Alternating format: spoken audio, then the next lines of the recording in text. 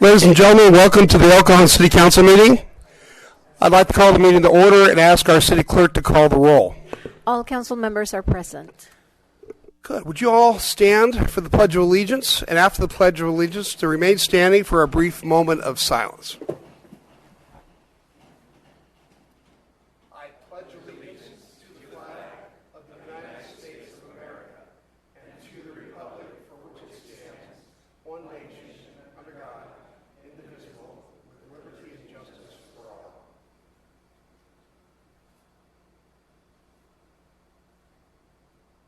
Thank you.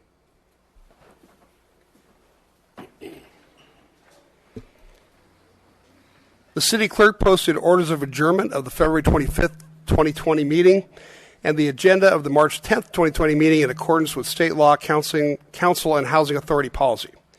There are no presentations on today's agenda. Staff, do you have any agenda changes? Mr. Mayor, we have no changes to the agenda. Council, any agenda changes? We're now consent items. Consent items are routine matters enacted by one motion according to the recommendation listed below. With the concurrence of the City Council, a council member or person in attendance may request discussion of a consent item at this time. Council members, do you wish to pull any consent items? How about staff? I can make a motion No, then sir. to approve the consent Sir, items. pardon, we do have one speaker. Oh, I'm sorry. We have a speaker? Yes, please. Oh, please call them For up. item number 4, it's Stephanie Harper.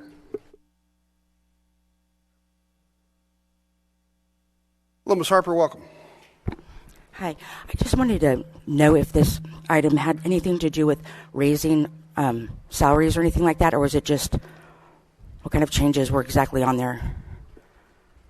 Would you like to talk about Council Policy A29? Certainly, Mr. Mayor, members of the council, the city has a list of employees that are not represented by labor groups, and that list is called the A29 list.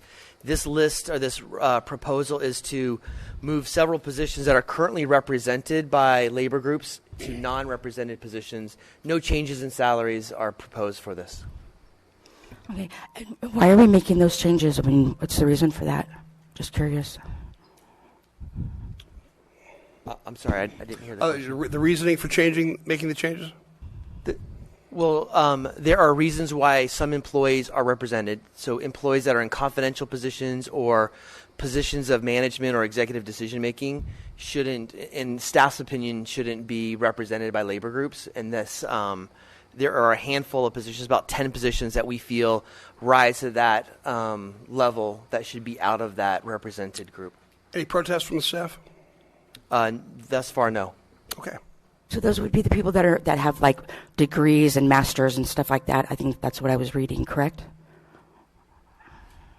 Go ahead. Yeah. Not necessarily. I mean, a lot of these folks do have degrees, but it has to do with individuals that have decision-making authority that where there's a level of accountability that needs to be demanded of them.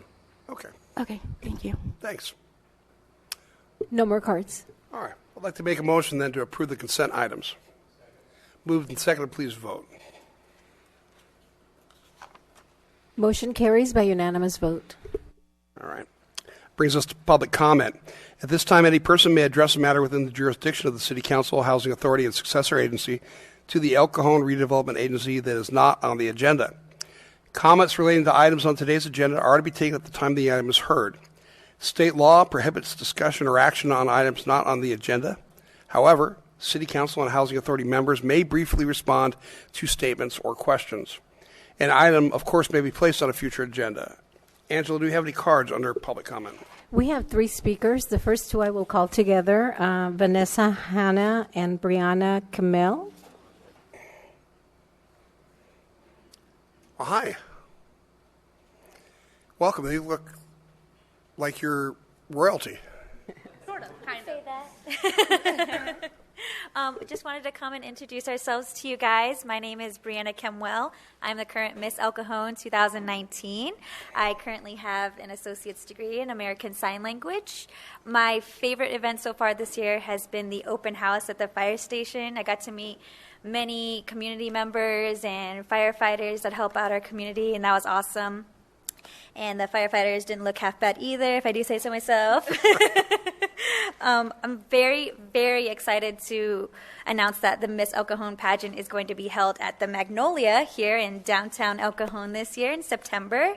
For me, it's so amazing that it's going to be held there because the first time I did compete in the Miss El Cajon pageant was when I was 13 years old, and it was held at the Performing Arts Center, which is now the Magnolia. So very, very excited about that. So thank you for letting us come speak, and my pageant sister, Vanessa, would like to say something.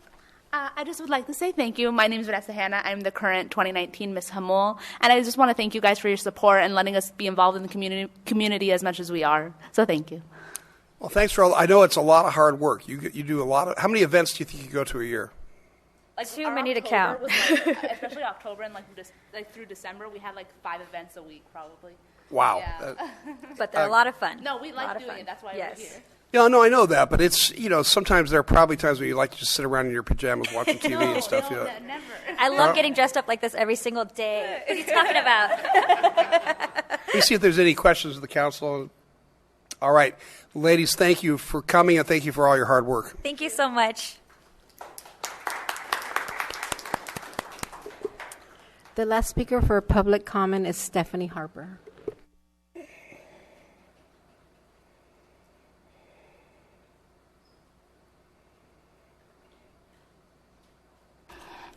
First off, I want to apologize because what I might have to say might take a little longer than 3 minutes, but it's very important to hear, for everyone to hear.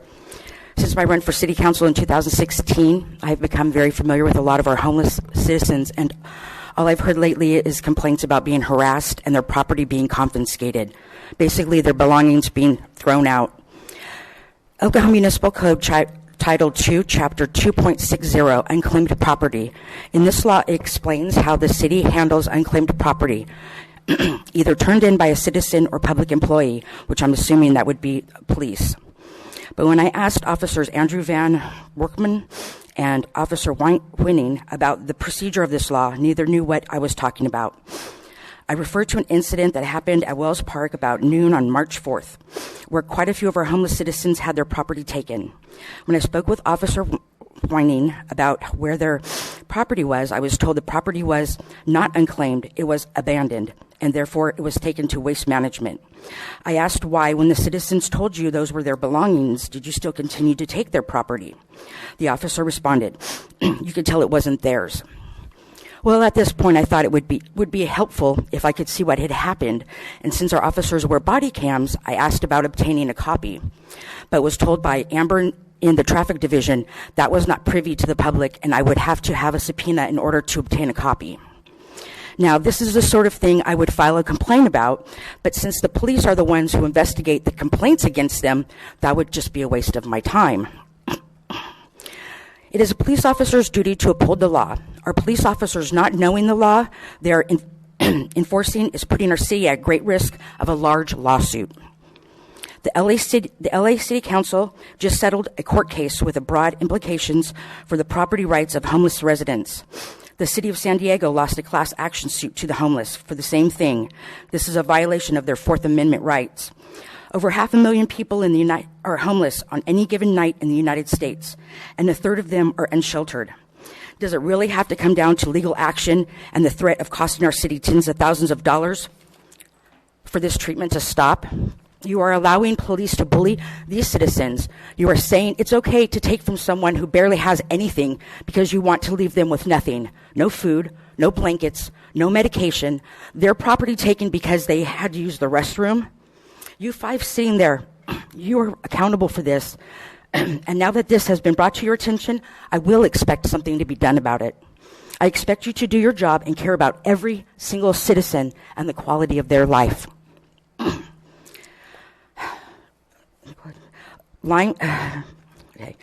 If this treatment continues, I will become actively involved with bringing about a lawsuit myself.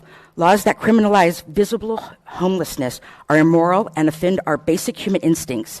They are contrary to the fundamental religious and political principles from which the American public seek guidance, and their existence demonstrates that we have fallen vastly short of our religious and foundational aspirations.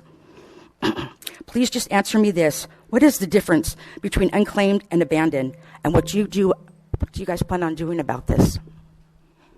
Well, I appreciate what you have to say. I think you should go ahead and make a complaint to the police department. I think it's a mistake to say that because the police department investigates it that they're not reliable. Every police department in this country has an internal affairs department.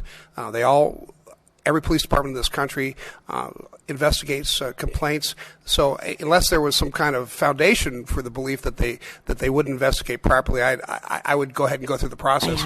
I have a lot of disbeliefs in that because I've complained to the police department about a few things that were very urgent, and police didn't even make a report about it. We need a citizens oversight committee so we can follow up on things like this. But another subject, isn't it? That's another. But I appreciate you coming and telling us your thoughts. But I was wondering if the I city attorney could tell me what the difference between abandoned and. If you leave your number, I'm sure the city attorney will be glad to give you a call. But this could easily turn into a workshop, and I don't want to do that right now. I was just wondering what the difference was. That's all. If you leave your number, I'm sure somebody will give you a call, and either for the police department or the attorney's office. I'm sure you guys have my number already. And say thank you. Gary? I just want to point out that the city of El Cajon does more for the homeless than all the other East County cities combined. If you take a look at the amount of money we spend on the homeless, there are right now anyone that's homeless can go over to the East County Transitional Living Center, and there are vouchers where they can stay there for 30 days. Right now, we have 148 children living over there that were previously homeless, and over 100 men in drug and alcohol rehab programs. There's nothing else like it in the East County. Thank you, Gary. Any more cards? No more cards, sir. Super. All right, we are now at public hearings. Item number 7 is to consider placing sewer charges on the San Diego County tax rolls. I ask the staff to tell us about this item, please.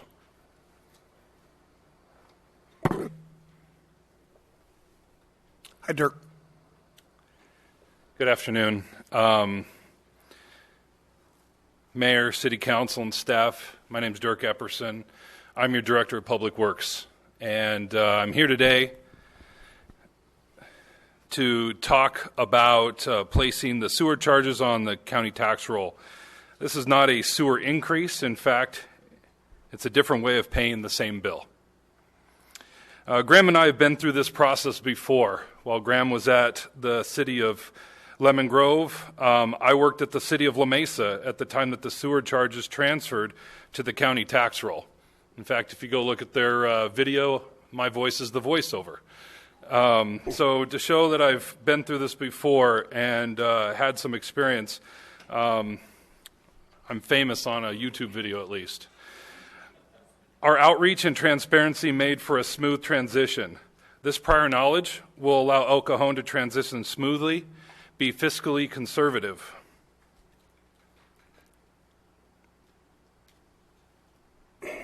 Be more efficient, and is good for customers. Last year we received word that our vendor Fathom was abruptly going out of business. 3 options were presented to City Council in January 2020. Although these were not the only 3 options explored, they were the most feasible. Staff also considered placing the sewer bill on the water bill. As you recall, prior to 2011, charges were placed as a line item on the Helix Water District bill. However, in 2011, Helix Water advised all customer agencies that they could no longer include the sewer charge on the water bill.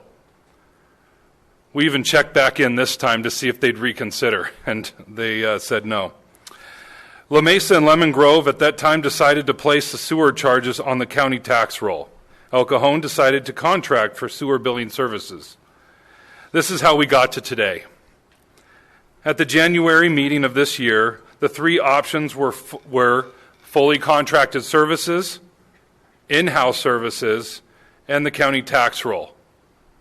Just to give us some context, the fully contracted services include sewer bill administration, printing and mailing of bills, postage payments, payment processing through merchant accounts, customer service call centers, software, lien processing, penalty noticing, payoff demands.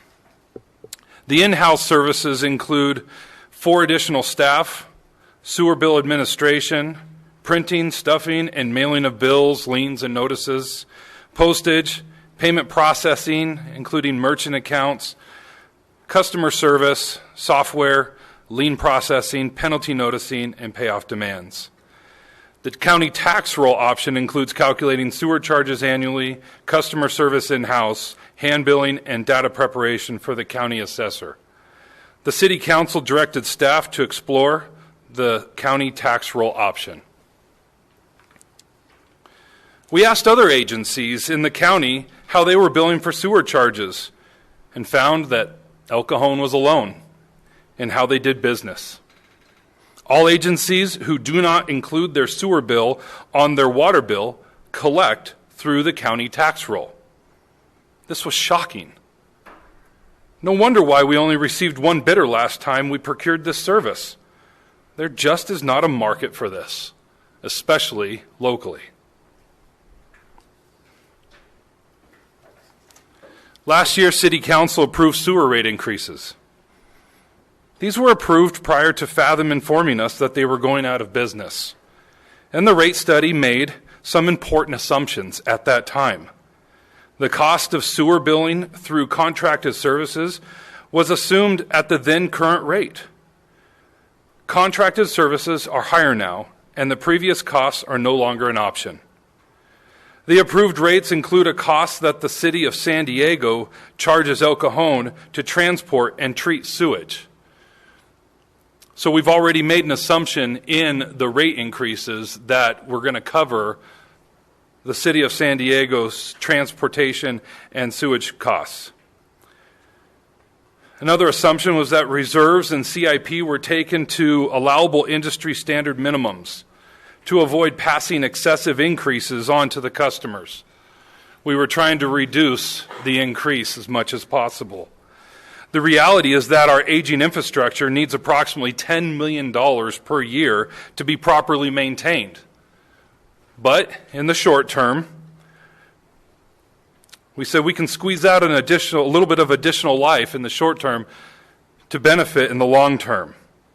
So as you can see in the last bullet there, we reduced that to 2.8, leaving a over $7 million deficit this year of what we should be spending to maintain our system, and an additional $5 million each year for years 2 through 5. We can get through this, but we tightened our belt so that we wouldn't have to build it on the backs of our residents and customers. This was a graph that we showed at that time. If we did nothing, the rates would have been the blue line. But because you did something, you did the right thing, it avoided going below zero, but we're not completely out of the woods. The orange line is representative of the approved rates moving forward.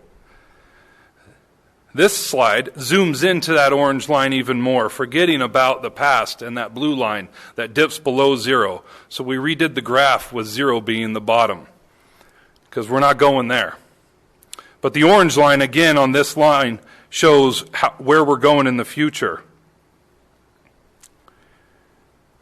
With the tax roll option shown in green, we reach recommended reserve targets sooner.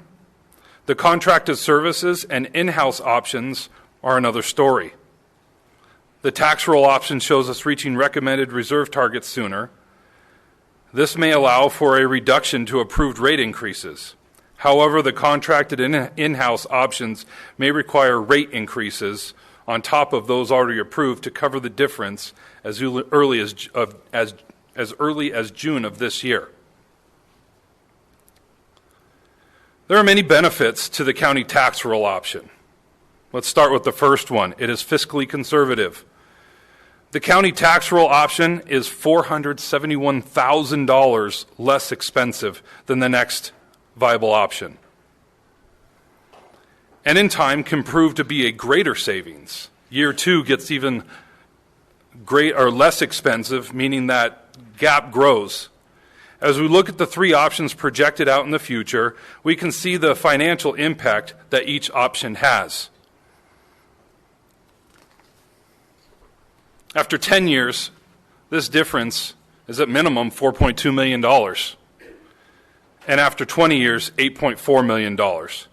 This is significant when we consider the age of our infrastructure and the potential for system failures. Back to our other slide. The benefits of the county tax roll: it's more efficient, it's less staff time and less personnel costs, and certainly takes into consideration the unfunded pension liability. It also reduces paper. There's a higher percentage of people that pay their property tax, and this process greatly reduces liens. Last year, we liened over 1,300 properties and ultimately ended up collecting from 525 properties that were ultimately put on the property tax roll. This option also increases collectability. This equates to more than $100,000 annually of bad debt that is written off currently that otherwise will be captured through the tax roll option. So how will this change affect customers? If you own a single-family home, condominium, multiple unit, apartment complex, or non-residential property, you're responsible for the sewer charges incurred at that property. After July 1st of this year, if this is voted on and then passed, sewer charges will be billed to the property owner at the annual property tax bill.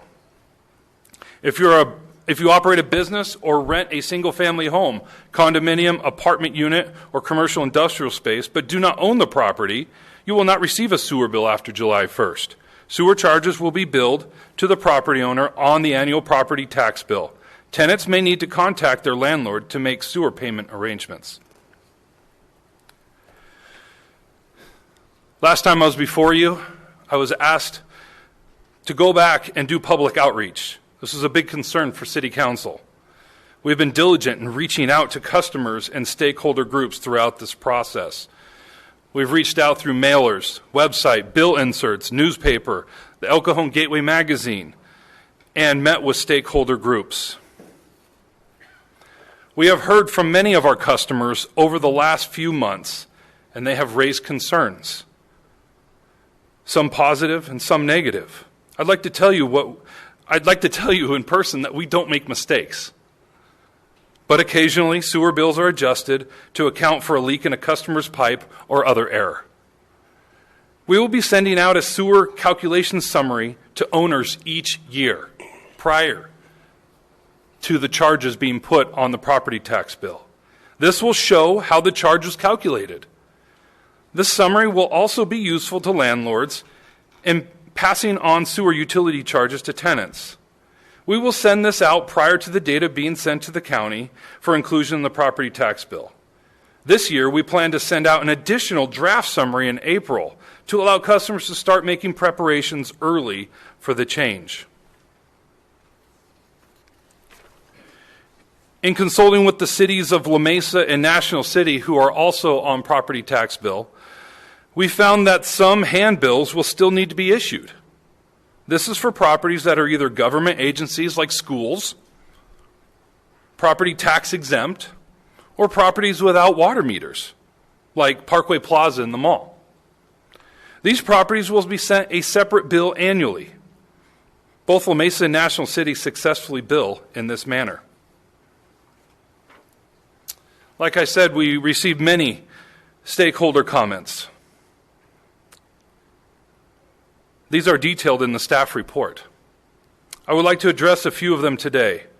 In speaking with other agencies who are on tax roll, there is no evidence to suggest that the sewer charges on the tax roll have impacted customers. More than 70% of mortgages have impound or escrow accounts. These will be adjusted through the tax bill process. This will adjust mortgage payments, but it will spread them over 12 months, allowing customers to pay 12 times per year versus 6. There are several customers that I've spoken to over the last several weeks about this topic, some who did not have impound accounts. They said that they would save and make sure they had enough when tax came due. We have run cash flow studies and found that we'll be able to have sufficient funds throughout the year, going on to the tax roll option. We will continue to be the contact for sewer-related questions. As mentioned previously, we will send out a summary annually to all customers and allow for errors to be corrected. Also, the City of El Cajon sewer billing phone number will be on the property tax bill. So if somebody has a question, they just call the number that's on the property tax bill right there when it comes in the mail. If an error occurs and shows up on the tax bill, other agencies have a procedure to correct this, and we will as well. If this option is selected, staff will prepare and execute a public outreach plan that will include sewer bill summaries, social media, direct mail, and a website. Council will authorize the charges in June, and the final bill summaries will be sent out. Time will be given to allow for adjustments if needed. And the data will then be sent to the county assessor in July. I understand that there are many points of view on this matter, but we have spent many hours studying the options. We are committed to providing a service that has the customer's best interest at hand. All options are feasible, and we will carry out whatever option that the City Council decides on.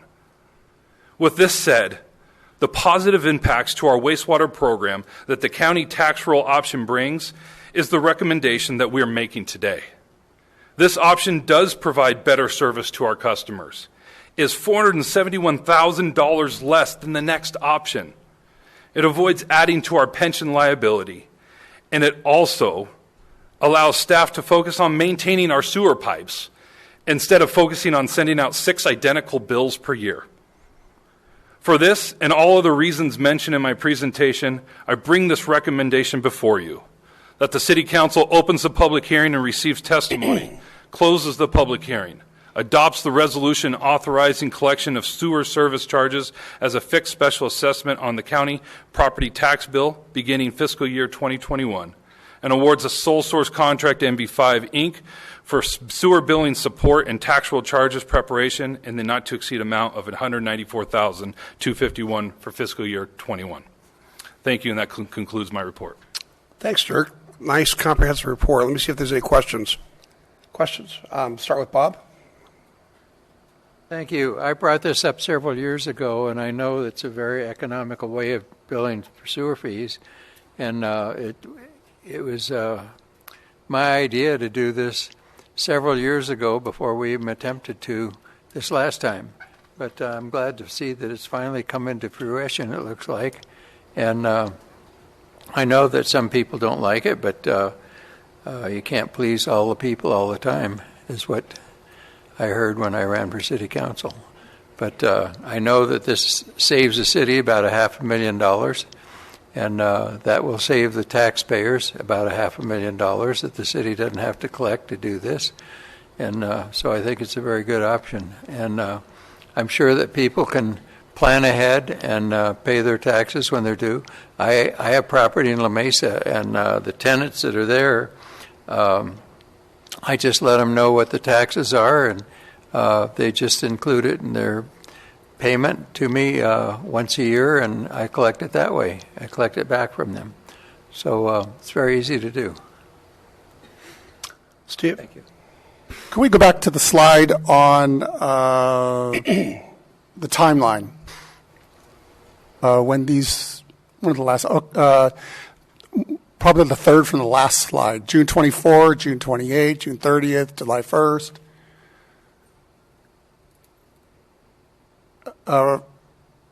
It had a bunch of days on it, June 24th, June 30th. I think it was one of your last slides.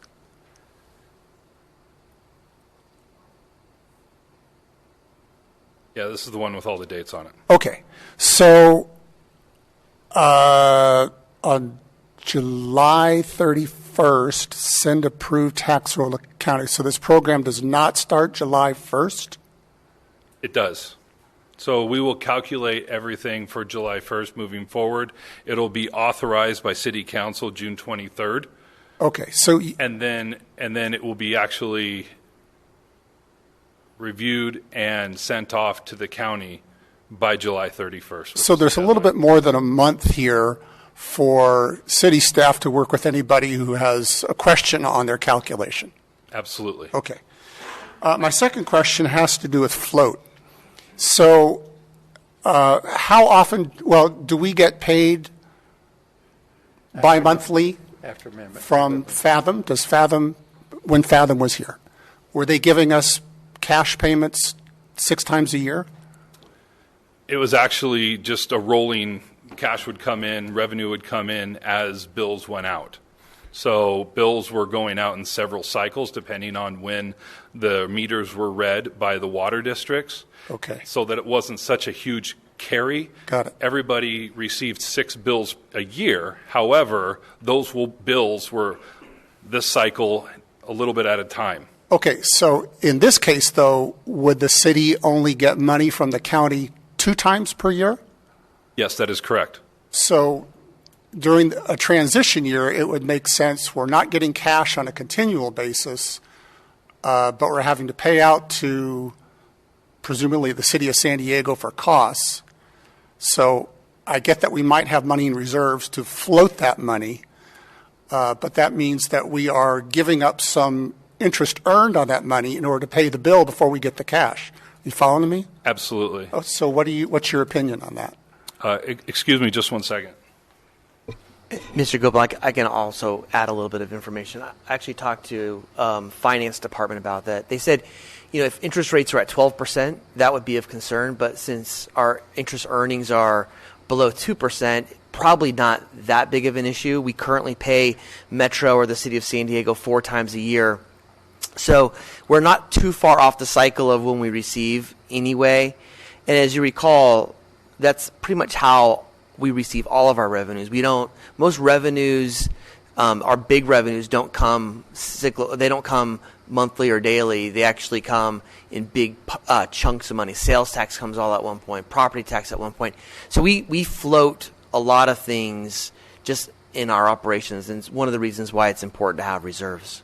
Okay, so your estimation is the float wouldn't change kind of to what we're doing now? Correct. Okay. Mr. Goebel, we also, Councilmember Goebel, we also ran a detailed analysis on this to show our revenues and when expenditures would go out. And you can see that we put some time into this to answer that exact question to make sure that we'd be okay. Okay. And we are okay. Okay. Let's go back to the fund balance between the 3 methods.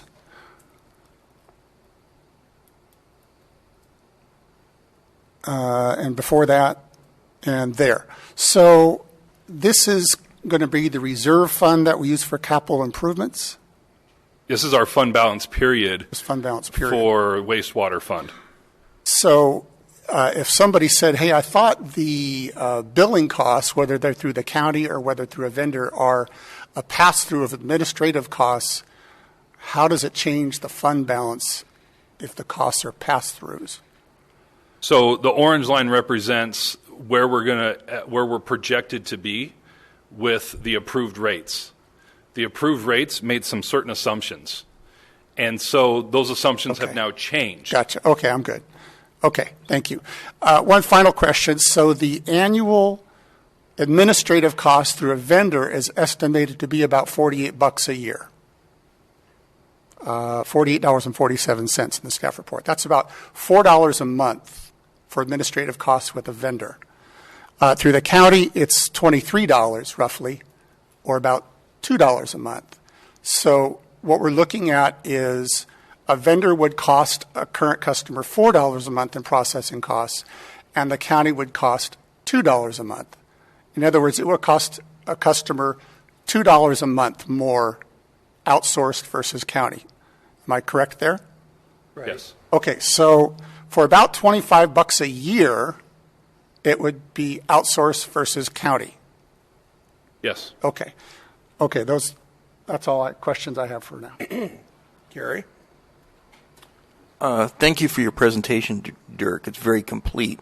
Now, the money that goes into the sewer fund, that's an enterprise fund, isn't it? So any savings like that $4 million over 10 years, that has to be returned to the customers either, in lower rates, right?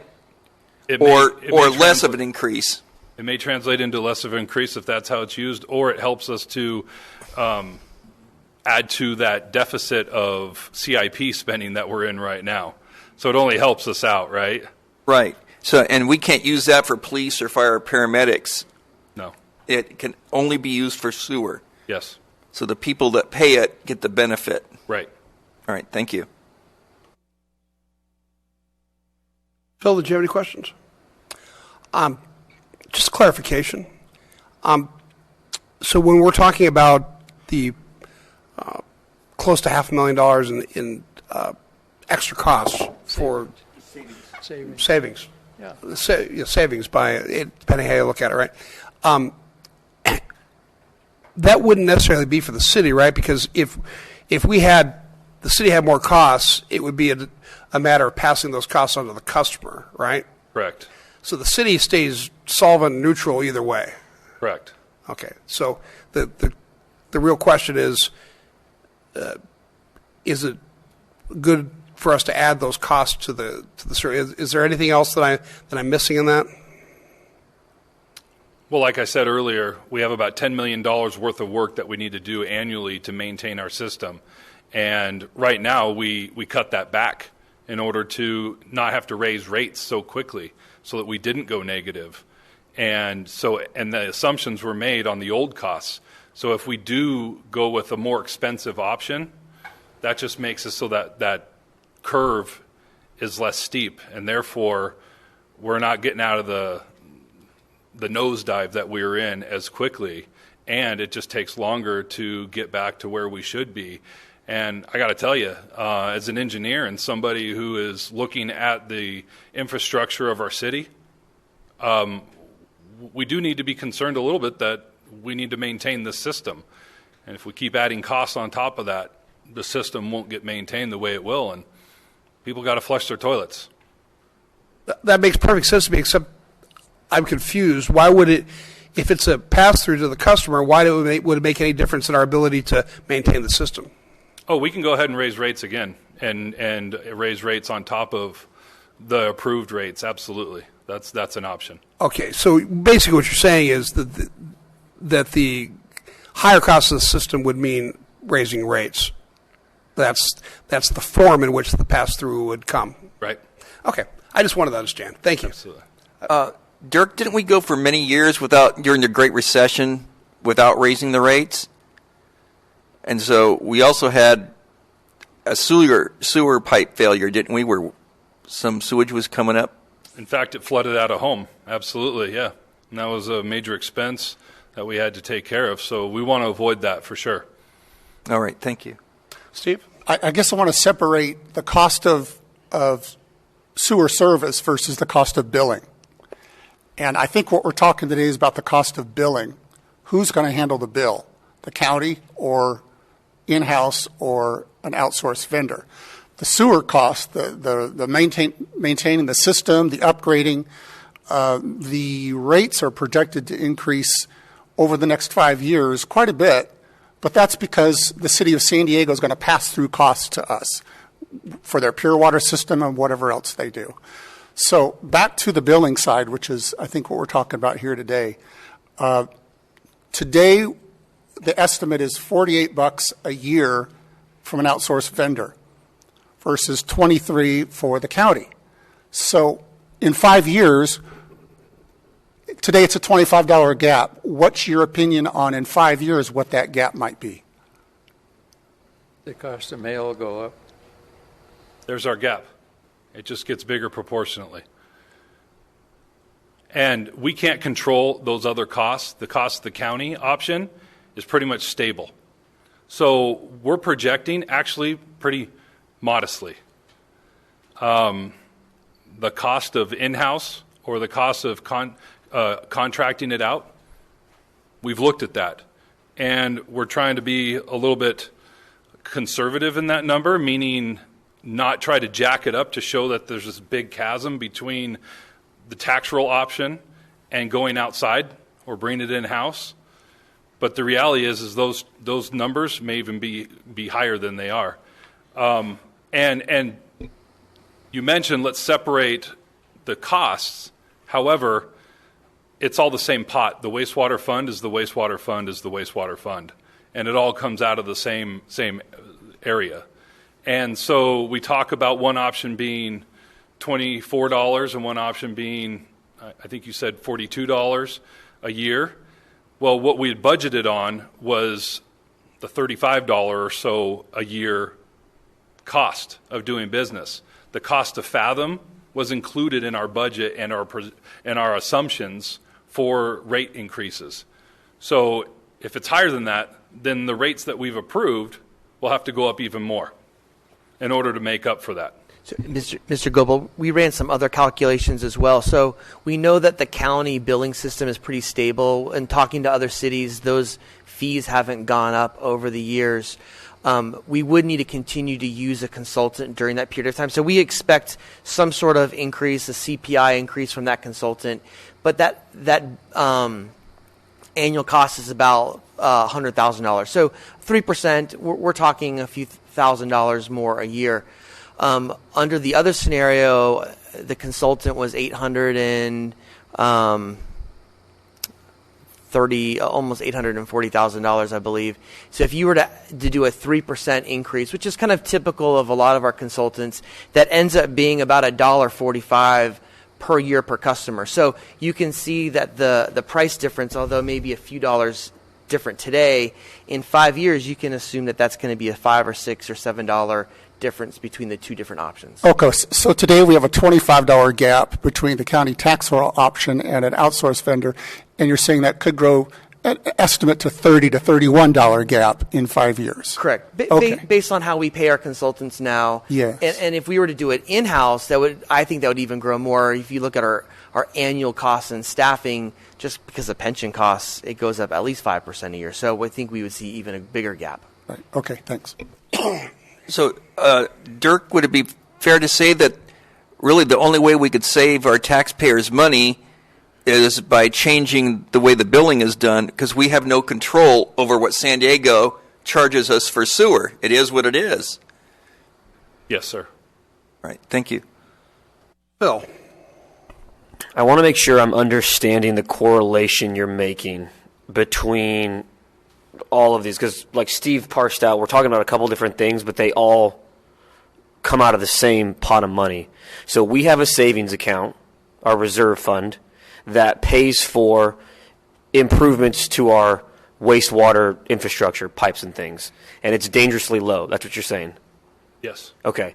So we have an opportunity to get that savings account up by choosing the less expensive option, which is the county tax roll, is what you're saying? Yes. And that will increase our savings account, which will allow us to make the improvements on our sewer much quicker before it fails, like you said it just did in the past. Yeah, it'll help us to increase it at a more rapid rate. Okay. Because we have less funds going out than we anticipated before. Got it.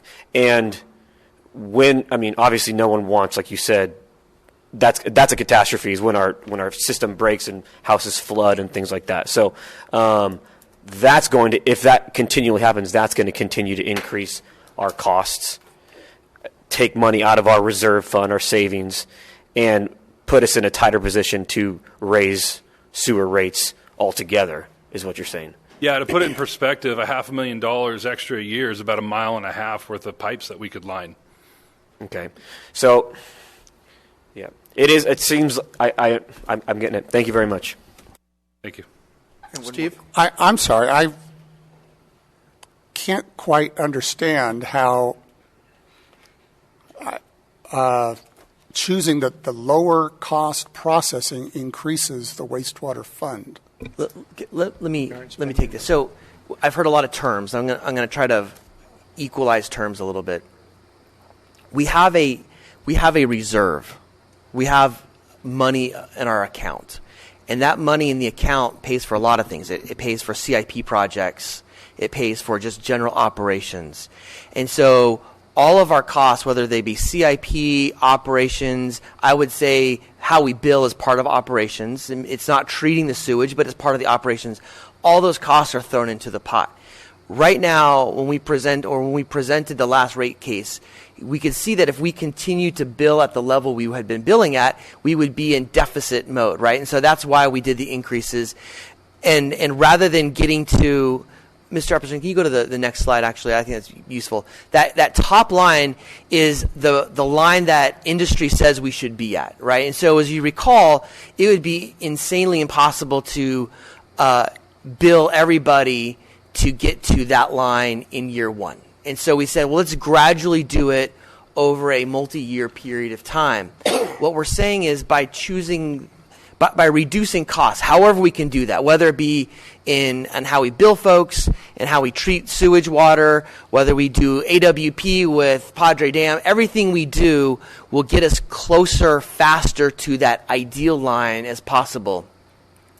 If we're comfortable with that, with the progress of getting to that line, I think Mr. Epperson made the point, if we don't want to get to that ideal line by 5 or 6 or 7 or 8 years, and we're okay with 10 years, we can actually ratchet down our sewer rates over the next couple of years. So you're eligible to increase rates by 11% next year, right? So theoretically, I'm not saying you can reduce it to 5%, but you could reduce it maybe to 10.25 or 10.5 because you have a little bit of play, because you've figured out a way to save some money in the overall operation. So it's more about overall operation savings, not so much billing savings. Okay, I think I understand. So if the rate is $1 and you have a lower cost by going to the county, you will have more leftover. I don't want to use the word profit. That's not the right word. More reserve left. But if I choose an outsourced vendor, I'll have a little bit less reserve left. And so you're saying if I choose the lower option, that will allow me to have more reserve to build. The public would say, why don't you just lower the rates then? If the cost of billing is lower, why don't you just lower the rate to 90 cents and not build pass through the actual cost? I think that's more of a statement than it is a question. We'll get to discussion later on, but that's what I think where the public would be coming from. Why would you charge $1 if you get cost savings from doing something at a cheaper cost? Why not pass those savings on to the public? I think is where I'm going with my head in that. So let's go with Gary. That's and Bob. discussion. I'll say that later. The rates are kind of a double-edged sword. So we have to find the sweet spot because let's say we make 10 cents more by this cost savings, that's 10 cents we might want to put into what they call CIP is capital improvement projects, just for the audience's benefit, and AWP is advanced water purification, where they take the sewage and they clean it so it's actually cleaner than your own tap water, and it's recycled. That project we're working on with Padre Dam to actually save money that way too. But what we don't want to have happen is we don't maintain, again, capital improvement projects, that we don't maintain these. How old are the pipes now in this parts of the city? Some 50-plus years old. Yeah, they're looking a little rough. And to me, it's really important when I flush the toilet, that sewage doesn't come up through my bathtub. And I think that's important to a lot of people, especially down on the valley floor where it's really low, that we maintain the sewage, because there's all sorts of health issues and all that. That has to be treated right. So again, we went for many years during the Great Recession because we knew that a lot of people were just getting by, and people lost their jobs and everything else. That we didn't raise the rates for years and years. So now we're kind of paying the price to maintain these old pipes. Bob? Dirk, don't we have years that there are catastrophes in the sewer system that we hadn't planned on, and we have a large expense, and then some years it's just a level amount, so that we need this reserve in order to take care of those fluctuations that do occur. I mean, you never know when you're going to have a plumbing problem in your house. But when you have it, it's good to have a reserve so that you can do it. And that's why people have credit cards a lot of times, because they can put it on a credit card and then pay for it over a period of time. That's the reserve. So it's important to have a reserve that you can depend on, that if you have a major problem, like they say, this is the level we should be at, and we aren't there. If we had a major catastrophe, we'd have to go out and borrow money at a cost higher than what our interest is earning in order to fix it, and then the rates would even have to go up more. All right, well, Dirk, thank you. Comprehensive report. We'll go ahead and ask some questions from the audience, and then we may call you back. I'd like to go ahead and open up the public hearing and ask Angela if we have any speaker cards. Yes, sir. We have 13 speakers. The first speaker is Dolores Landers.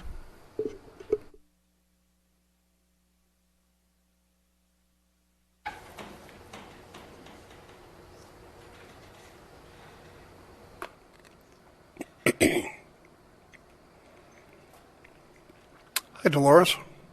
Mayor Wells, council members, staff. I wrote a letter of protest in July 2013. This subject was brought up before the council. I'll word it the way one of the council members stated it. I have to look into other people's shoes. It is much easier to pay 2 months than pay for a year. The council members that voted no are still on this panel today. So if they're changing their minds, then you have to look at people. We heard all this conversation about how much it's going to cost you. I have a sewer bill of $89 every 2 months. What do you think that is going to be for a year on my mortgage payment? Second of all, the sewer is a public utility, like water is. And if you can afford to spend money to make people want to live in El Cajon, I think you can spend it on somebody doing the billing. Because if someone buys a home, we have a home for sale on my street, 1333, and is the new owner going to pay a sewer bill based on the previous owner? How are you going to determine what is going to happen? How about all these homes that are in escrow? To you, it's money, reserves. If you were a Boy Scout, if you were a Girl Scout, if you were a Brownie, it's called be prepared. You all prepare for retirement. You all put money aside when you're buying a home. You're all putting money aside, and now you're talking about you need a fund. You need a fund, and it's going to be on the backs of the residents. I heard you talk, but not once did anybody look at the fact that we are homeowners in the city of El Cajon. And you wonder why people don't want to say, oh, we're from El Cajon because La Mesa did it. Well, Sacramento has a billing, and all you have to do is look on the internet. You want people to buy homes in El Cajon, or do you want all those apartment buildings you're building on Washington for people to buy? No one's going to come into El Cajon. You don't have a movie theater. You really don't have a lot. Thank you. My time is up. Thank you. William McNichols.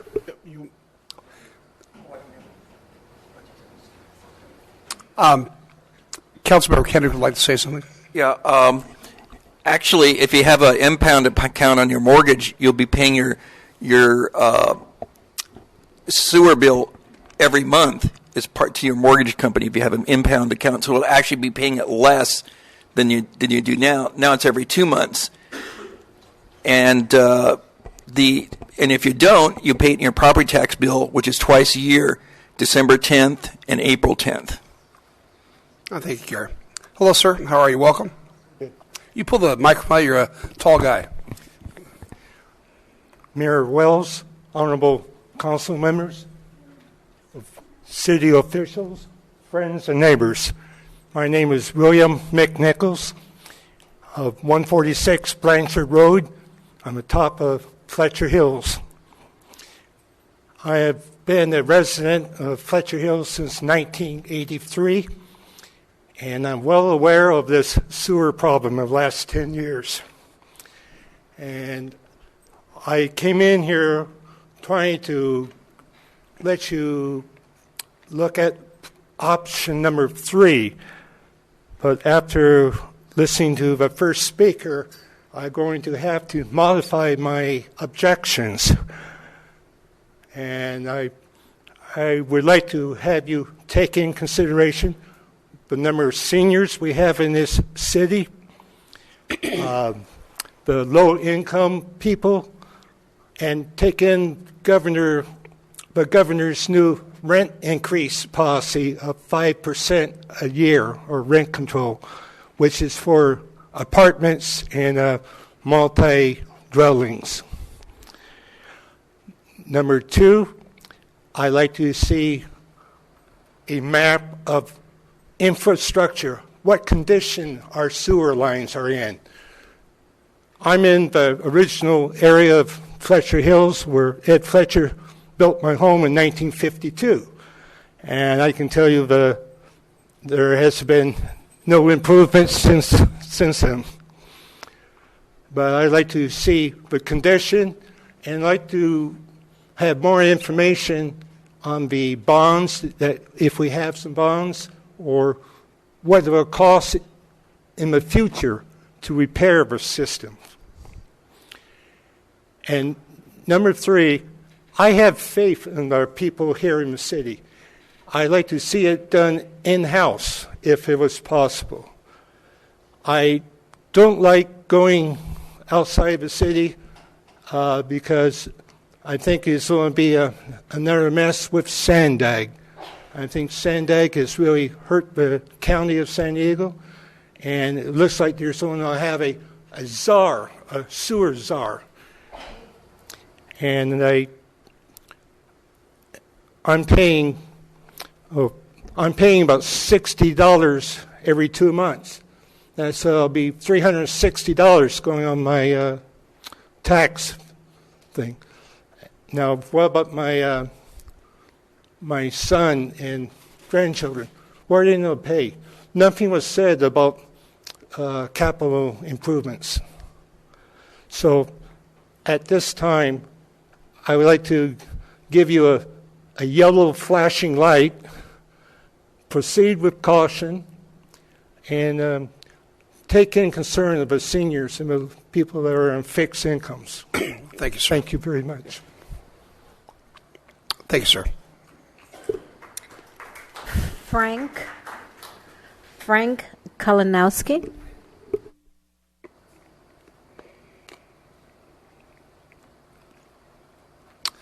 Hello, sir. Welcome. Thank you. Let's work. I listened to the director's report. That's nice. I wish I would have known all that information before I wrote down my notes, before I came here. But I have a few comments. First of all, I don't want $800 added to my tax bill at the end of the year, because that's what I'm paying right now. Now, the director pointed out that we're going to save $471,000, theoretically.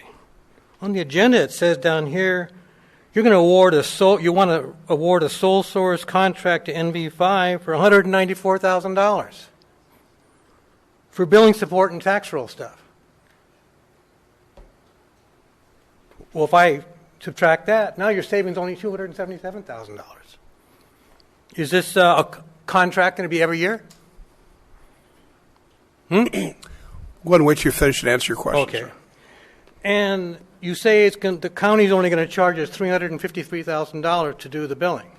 Do you really believe it's going to stay $353,000 every year in this county? In 2013 and 2014, the city was having a difficult time doing sewer bills. I got many sewer bills in September for billing periods in January. And this went on for over a year. Are you guys going to screw that up again? Another thing, I want to see an invoice mailed to me every other month for the charges for my sewer. No different than SDG&E sending me a bill, an invoice every month for my solar panel bill. And if you can't do that, I want to see it online.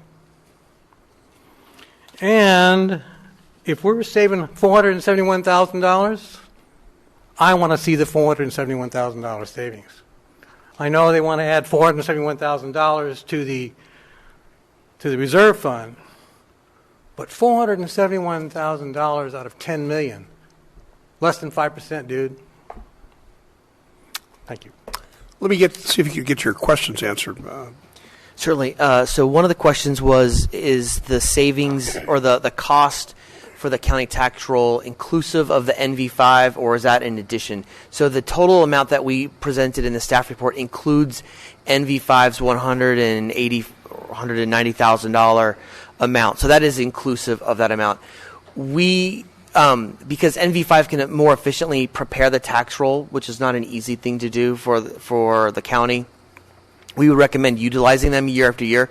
Once we get the system set up, we think that the costs will go down, or we know the costs will go down in year 2 by about $80,000. So that will be about $100,000 that we'll be paying each year on top of our fees to the county. But that's the amount that's included in the staff report is inclusive of both the county fees and the NV5 fees. There was another question about the county increasing rates or their collection charge. I can only speak from the past, but as the city manager of Lemon Grove, where we build on sewers, it never did increase. They continue just to get a percentage of the bill. So that's how they're able to recover their costs. All right. Did that answer your question, sir? I'm still not clear on where the $194,000 for the NV5 thing is. Is that the $195,000 is year 1. It's a year 1 charge. It's included in the total cost for this process, this option. And in year 2, that will drop to about $100,000. I'm assuming most of that's data entry, getting the system set up, and getting everybody in the system. Yeah. Correct. You're going to pay the county $353,000, and you're going to pay this contractor another $100,000. No. Or no, this is included? No, everything's included. That's the whole bill. That's the entire bill. $353. To both entities. The correct. $353 includes the processing for NV5. Correct. And the city can't do that? We could. No. It would just be what we're deciding today was what the best course to go, cost, efficiency, the whole ball of wax. So, and look, your comments are real helpful to us making this decision. So, the decision's not been made at all. So, okay. Janet Saul.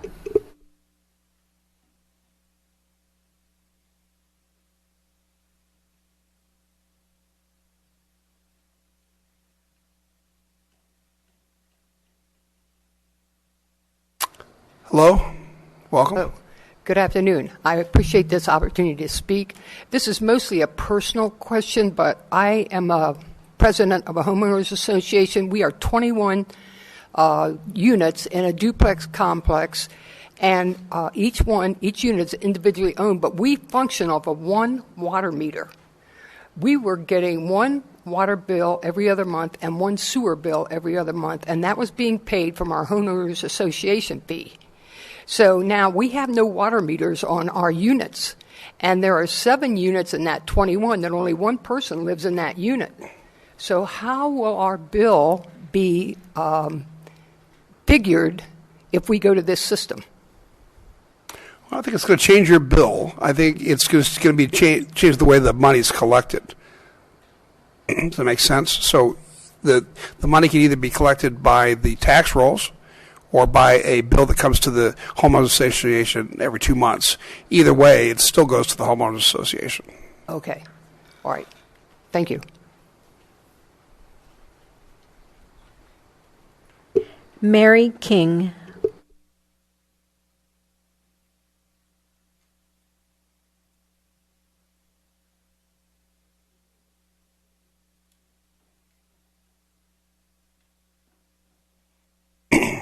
Hello?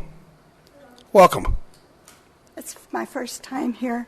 You pull the microphone down a little. Second, but first time to talk. Well, I'm glad you're here. Will you pull the microphone down a little bit so we can hear you? Yeah, that just. Can you hear me? I can. Thank you. Yeah. I have trouble with my voice. Understand.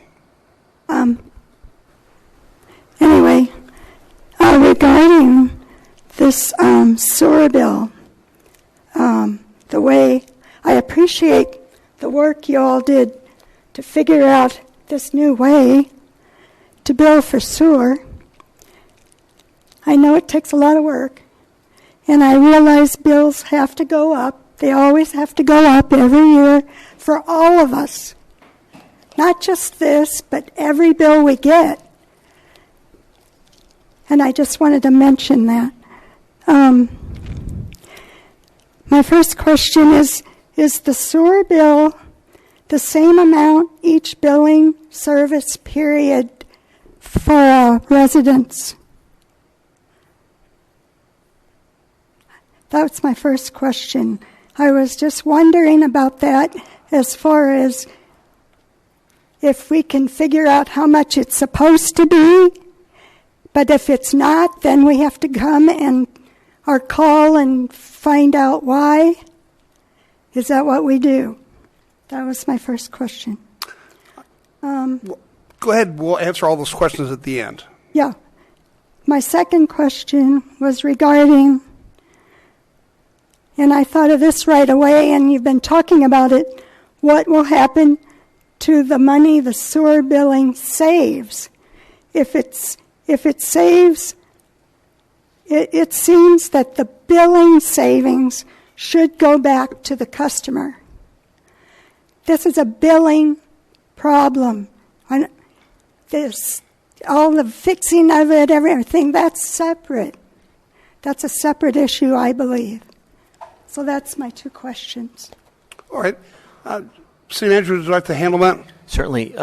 Mr. Mayor, members of the council, currently, I should say, there are some agencies where your sewer bill fluctuates from month to month or by month to by month, and it's based on water meter readings, and that's in cities that read the meter every single month. We don't do that. We actually look at water consumption in the winter months. We find the two lowest consumption months, and then we base your entire annual bill off of that. So your bill is exactly the same bi-monthly once we make that calculation. So that wouldn't change over what we're currently doing right now. So there's not a fluctuation. In terms of the savings, and Mr. Goebel started the question, I'm not going to finish the answer, but I think it's a policy question at some point. If there are savings realized, then I think the council can make a decision on, do we use those savings to reduce the amount of water rate increases next year, or do we get to that ideal reserve line faster? And it could be one or the other, or a combination of both. As staff, we'd probably recommend a combination of both, but we'd have to analyze that for council to give you a full recommendation. Okay. Did that answer your question, ma'am? Sort of, yes. Thank you. Okay, thanks for coming. You did a great job. Never be afraid of coming up here. We're all friends. We're just like you. Yeah. Marisela Vela. She left? Okay. Edward Roden. Hi, sir. Welcome. Good afternoon, Mr. Mayor, council members, and staff. My name is Edward Rodden, and I do have a few questions and comments. And by the way, Mr. Epperson, I'd like to thank you for your presentation. It answered a couple of my questions already. But here are my concerns, and I'm sure these are concerns of other citizens. When I look at my tax bill that I brought a copy of, in addition to my normal property tax, I have several other fees that have occurred over the years. We all experience them. And this would be yet another fee that appears on my property tax bill. And so my main concern, or biggest concern, is that with this being added to the annual property tax bill, many people will forget to budget this in and will face a very big surprise when they get their property tax bill. I did some quick math, and on my property tax bill, it's about $2,800 a year. Every 2 months, my sewer bill is about $134. So if I multiply that by 6 months, that's an $800 bill added to my property tax. I'm now up to $3,588. And granted, we pay that April and December. So I'm looking at going from $1,392 to $1,794. And in a perfect world, you're correct. We should all plan ahead and save for that and have that allocated. But I will share with you a real example, which one of the other speakers brought up, which is a few years ago when the city transitioned to Phantom, there was about a year's time when I did not get a bill from the city or Phantom.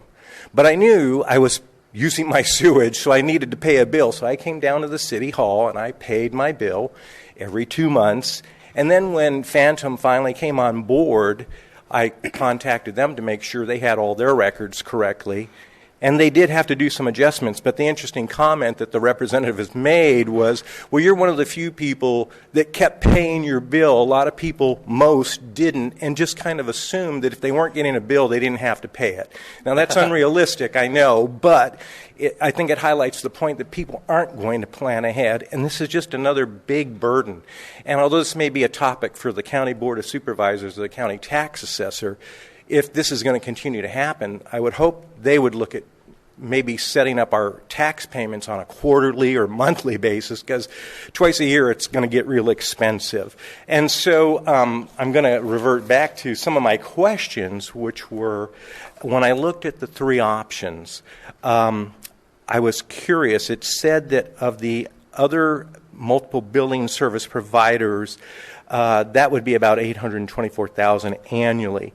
I was curious who those other providers were, and did the city go out to RFP or request for proposal either to the city's commercial bank that you use for your banking services or to other financial institutions? Because I used to work for a major bank, and I know in our company we had a government services division specifically to serve government agencies like yours, and one of the services they provided was bill payment option. Everything from lockbox, if you wanted to mail out the bill, they collect it, they process it, to them doing everything for you. And maybe that number that's in here saying that the services with a service provider, the 824 is the lowest number, but I would like to know if you could share with us in your due diligence who you went out to RFP to and what was the best number you got from major financial institutions.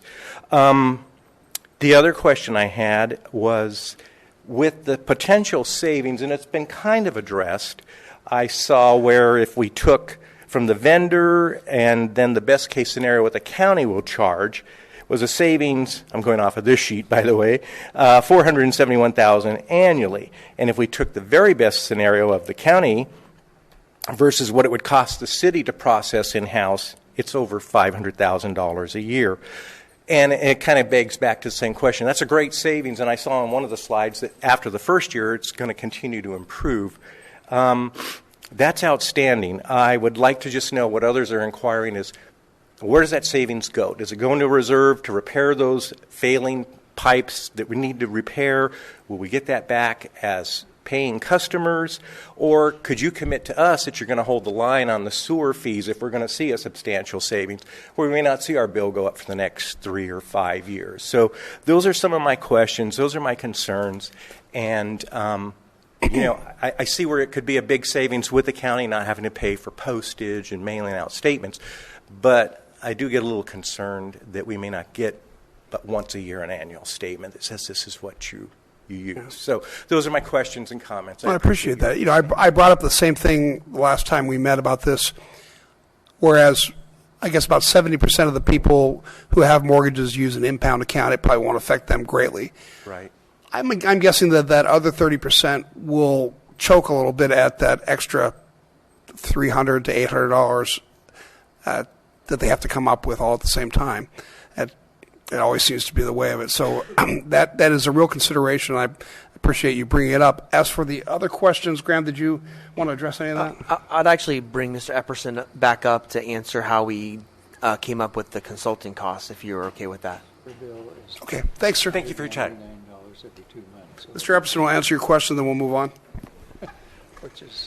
The other costs we derive by reaching out to other people, other vendors in the community, in that community who offer these services.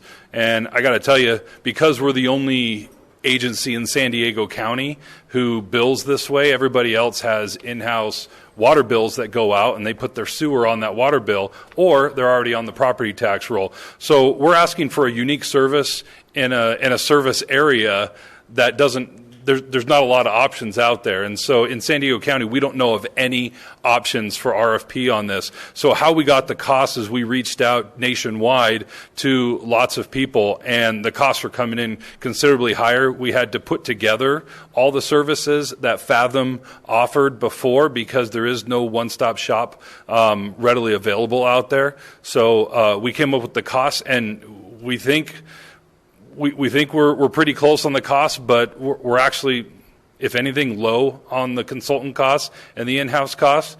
But we are trying not to over exaggerate the issue. We're trying to show what honestly we can try to do this for. And so we're optimistic, but again, we'll figure that out as we move forward. Thanks, Dirk. Joe Doreen Moreland.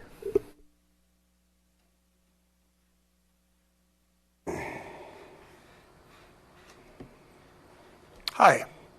Ma'am, would you pull that microphone down? Thank you. Got it? Okay. Joe Doreen Moreland. I live on the valley floor on Washington Avenue. And I really appreciate the way the staff, city staff, and the council has discussed this afternoon. Thank you. That helps a lot, answered a lot of questions.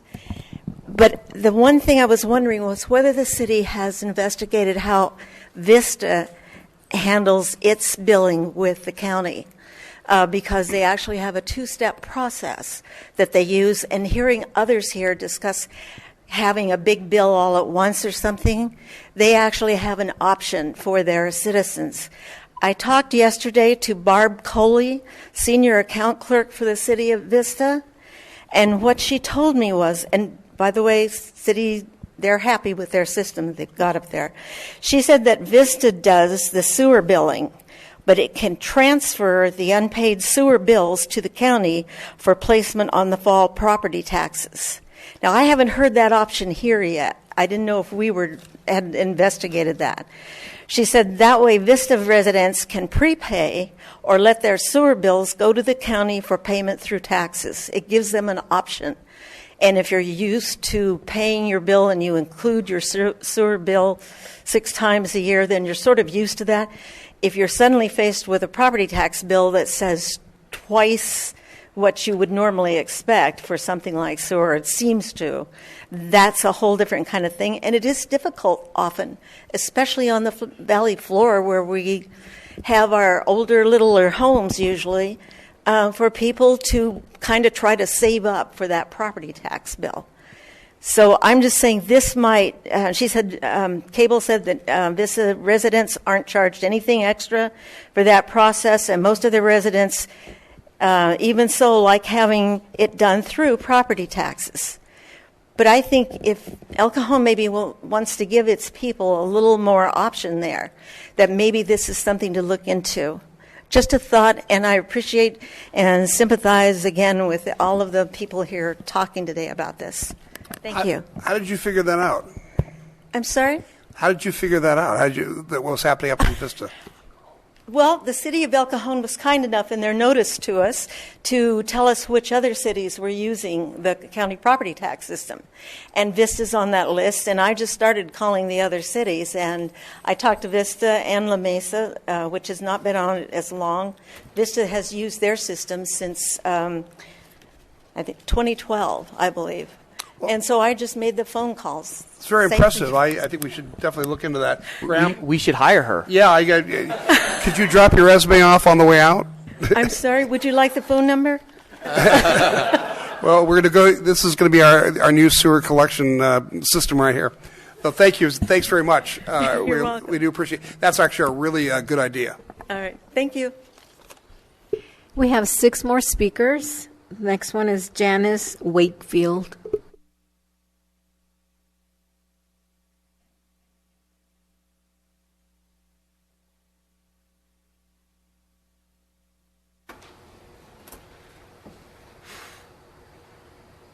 Hi, how you doing? I'm well, thank you. Mayor, council members, staff. I just wanted to give my appreciation for all the work that staff has done and the research for finding out the best way for us to go forward. I think they've come up with the best plan. I'm on a fixed income. I've been in Fletcher Hills for 37 years, and I know that I will appreciate having it on my tax bill and not have to deal with it every 2 months. Just out of curiosity, do you have an impound account? No, I don't. Okay, so you just write a check twice a year and... Yes. Okay. Yeah, just plan for it. And I think, that the city should decide what's best to do with the extra money, I think the best thing actually is to put it in the infrastructure and get us repaired and forward so that we don't have any bad things happening in our sewer system. So if we can get a leg up on that, I think that's the way to go. Well, thank you for coming. I appreciate your thoughts. Thank you. Steve Rinaldi.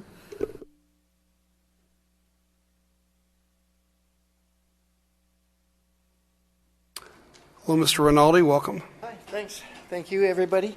I just have a few questions. And who says 16 million is the number to get to? And how many cities are at the 16 million mark for the average? Okay. And good question. How many miles are we doing a year now of replacing the sewer?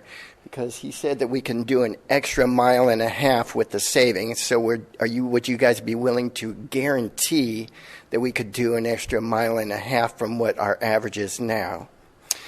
And I just have a couple other questions. Like, you would say the liens would be lowered. Is that because you guys, of the renters that would be leave and not pay their bill, now you're putting that on the homeowner or the landlord?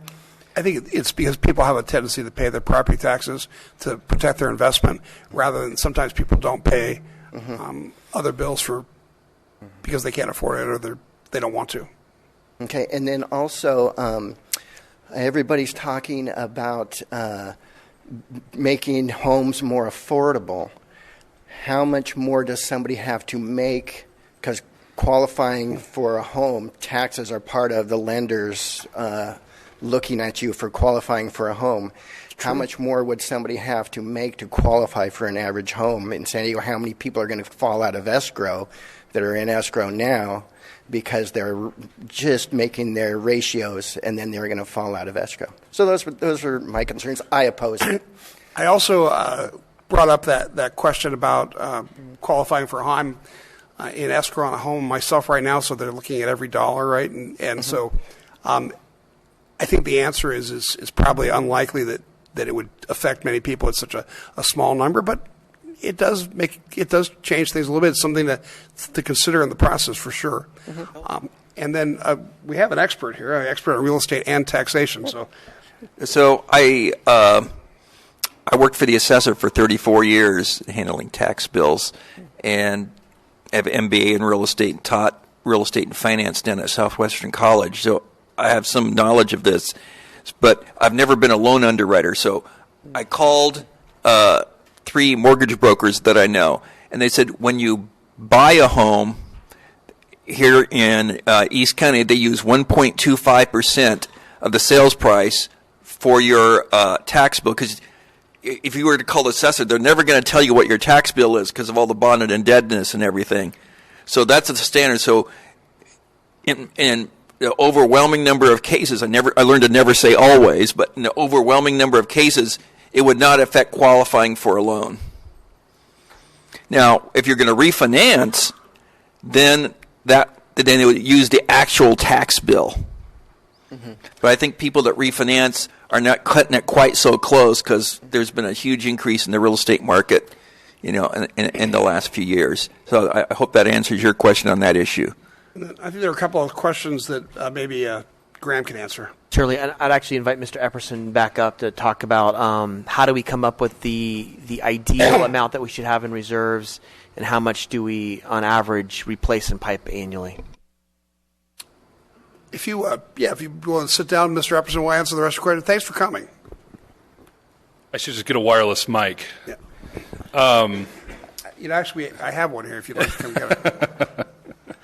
From behind the curtain, no. As far as the 16 million or average there that the gentleman saw on the reserve target, that's actually an industry standard, and for each city it depends on their obligations. So we have an SRF loan currently, and our reserves have to at least meet the minimum reserves that the SRF loan requires. So that was what we set our minimal reserves at, so that we could meet our loan obligations. But on top of that, it is industry standard to also have metro reserves to pay for metro costs, operational reserves, expansion/replacement reserves, which is also included in emergency and natural disaster reserves. So that's how we arrive at that number. So a larger city would have large reserves, and a smaller city would have smaller reserves. Right, and but a smaller city with lots of loans might have the need for a higher reserve. So just to put that in perspective. Yeah, makes sense. The other question about how much pipe do we rehab per year? Currently, it's 2.4 miles a year is what we're on. Thank you. Yeah. One other question for Dirk.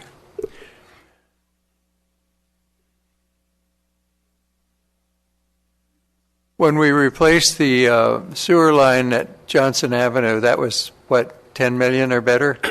It was. And that was in 1 year. Yes. So that happens from time to time. And that was because of a leakage in prior years. Right, and that's how we incurred the SRF loan, or the state revolving fund loan that we currently have, that we have to maintain the minimum reserves for. Those are the things that can happen. It's just like when your transmission breaks down on your car, or your engine blows or something like that, you have to have a way of doing it. And that's, a lot of people use their credit cards then. Well, this is like a credit card for us. Thank you. Yeah, and for both those phases is actually 15 million. Yeah. Steve Gary. Mr. Epperson, while you're there, don't go too far. We've heard about liens. So today, when somebody doesn't pay their bill for a certain number of time, the council votes to put a lien. Does that go on their property, or does that go on their tax bill? Both. So initially, every 3 months, we lien those who meet a certain threshold, right? There's a certain dollar amount. Like if you were delinquent on $1, I think the city council has set a threshold that says that anything over a certain amount, it will go in a certain number of days late, it goes on to a lien.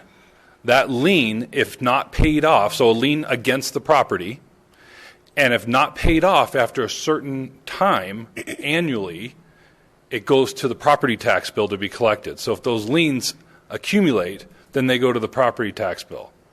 So if we switch to a tax bill method, it's not really much different than today is what you're saying. In other words, if you don't pay it today, it goes on your tax bill. If you don't pay your tax bill, in either case, you could be subject to a tax lien sale after so many years the county determines, 4 or 5 years or something like that. Correct. There would be no difference. And today, if your tenant doesn't pay, ultimately ends up in a lien on the property. Sure. Okay. Oh, I got a question for Dirk. Question for you. Do we record those liens? We do. Okay. So when someone runs a credit report and they look at your credit report, it shows the recorded liens. Now, this is different than having it be on a property tax bill, because that's that's an overall lien on your property that everybody has. So that's why it's a good thing to pay your sewer bill. So when your creditor looks at your credit report, says lien, lien, lien, lien, they're not going to like that. And then I had another comment about the reserves. If something happens like happened on Johnson Avenue, we had sewage coming out of the manhole covers, or on Washington or somewhere in Fletcher Hills in some of the older neighborhoods, and you call us, we're going to fix it. but it might cost us $5 million, but we can't have sewage backing up into people's houses, which has happened before. So that's why it's really important. That's one area where you don't want to make a mistake. If a sprinkler starts spraying out, that's something different. That doesn't cause a health issue. But when you got sewage, raw sewage coming out of houses or businesses, that's a really, really bad thing. So that's why the reserves are just there also for emergencies in case something happens, because we never know when a pipe is going to blow, or if there's a small earthquake and some pipe cracks and you got sewage all over the place, or you flush your toilet and it's all along some street and all sorts of sewage is pouring out of the house. That can cause a lot of damage. Steve? Don't move. I didn't see it in the staff report. How is staff recommending that landlord leases be handled if we switch to a tax roll? Some leases may not currently allow that kind of pass through. And the second one is it your opinion that a separate sewer charge is not part of the rent control cap? Two questions. Great questions. I want to make sure that I get this precise, and we've definitely reached out to several experts out there, and so I want to make sure that I get exactly what you're looking for. So according to the California Association of Realtors, they have a standard rental agreement or lease form that goes out that a lot of people, now this isn't mandatory that everybody uses it, but it's kind of the industry standard. And in this, per AB 1482, rent cap is on items defined as rent.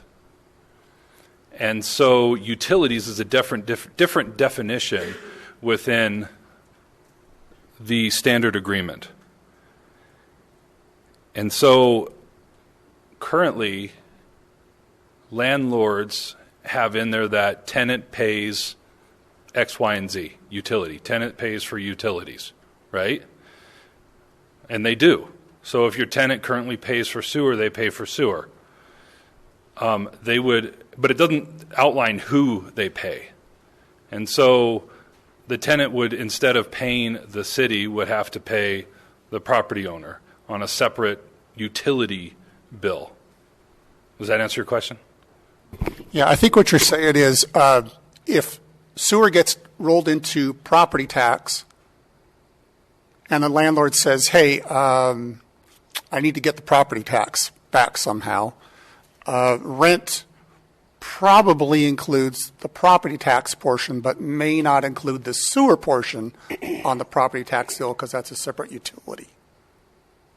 Is that what I'm hearing? It is separate, and they would pay for it separately, and that's why on the summary report of charges that we will send out to all property owners every year, that's why we will put in there the cost of the sewage so they can use that to show their tenant. And our finance director also made a statement that you also have the option to pay your property taxes every other month if you want to as well. So that is an option out there for those who are worried about paying twice a year. You can pay every other month if you want to. Just mail them a check. They'll add it to your account. Okay. Stay or go? I think it's safe to let you sit down for a minute, so thanks. We have 4 more cards. Okay. The next one is Richard Dascoli.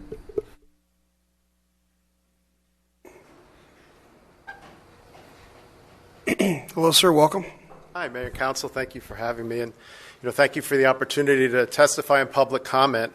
I'd like to say I am concerned when council members express support for an issue prior to the public making comments. So it's very important that you hear the public comments so you can make a thoughtful decision.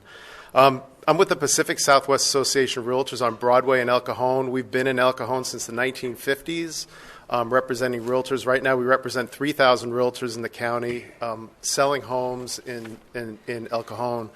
And really the reason we're here is because we are the protectors of private property right, and we really believe in home ownership. And there's some concerns about this issue that I'd like to express here. On the staff report, I think there's some inaccuracies in it. I've only worked with one other city before on this issue. It was the city of Chula Vista. Chula Vista does its water billing through Sweetwater and Otay, and the city of Chula Vista does do its sewer billing. And I know that because they brought this issue up about 4 years ago, and we met with their director of finance and explained how detrimental it is to people buying homes to add financing to the sewer bill.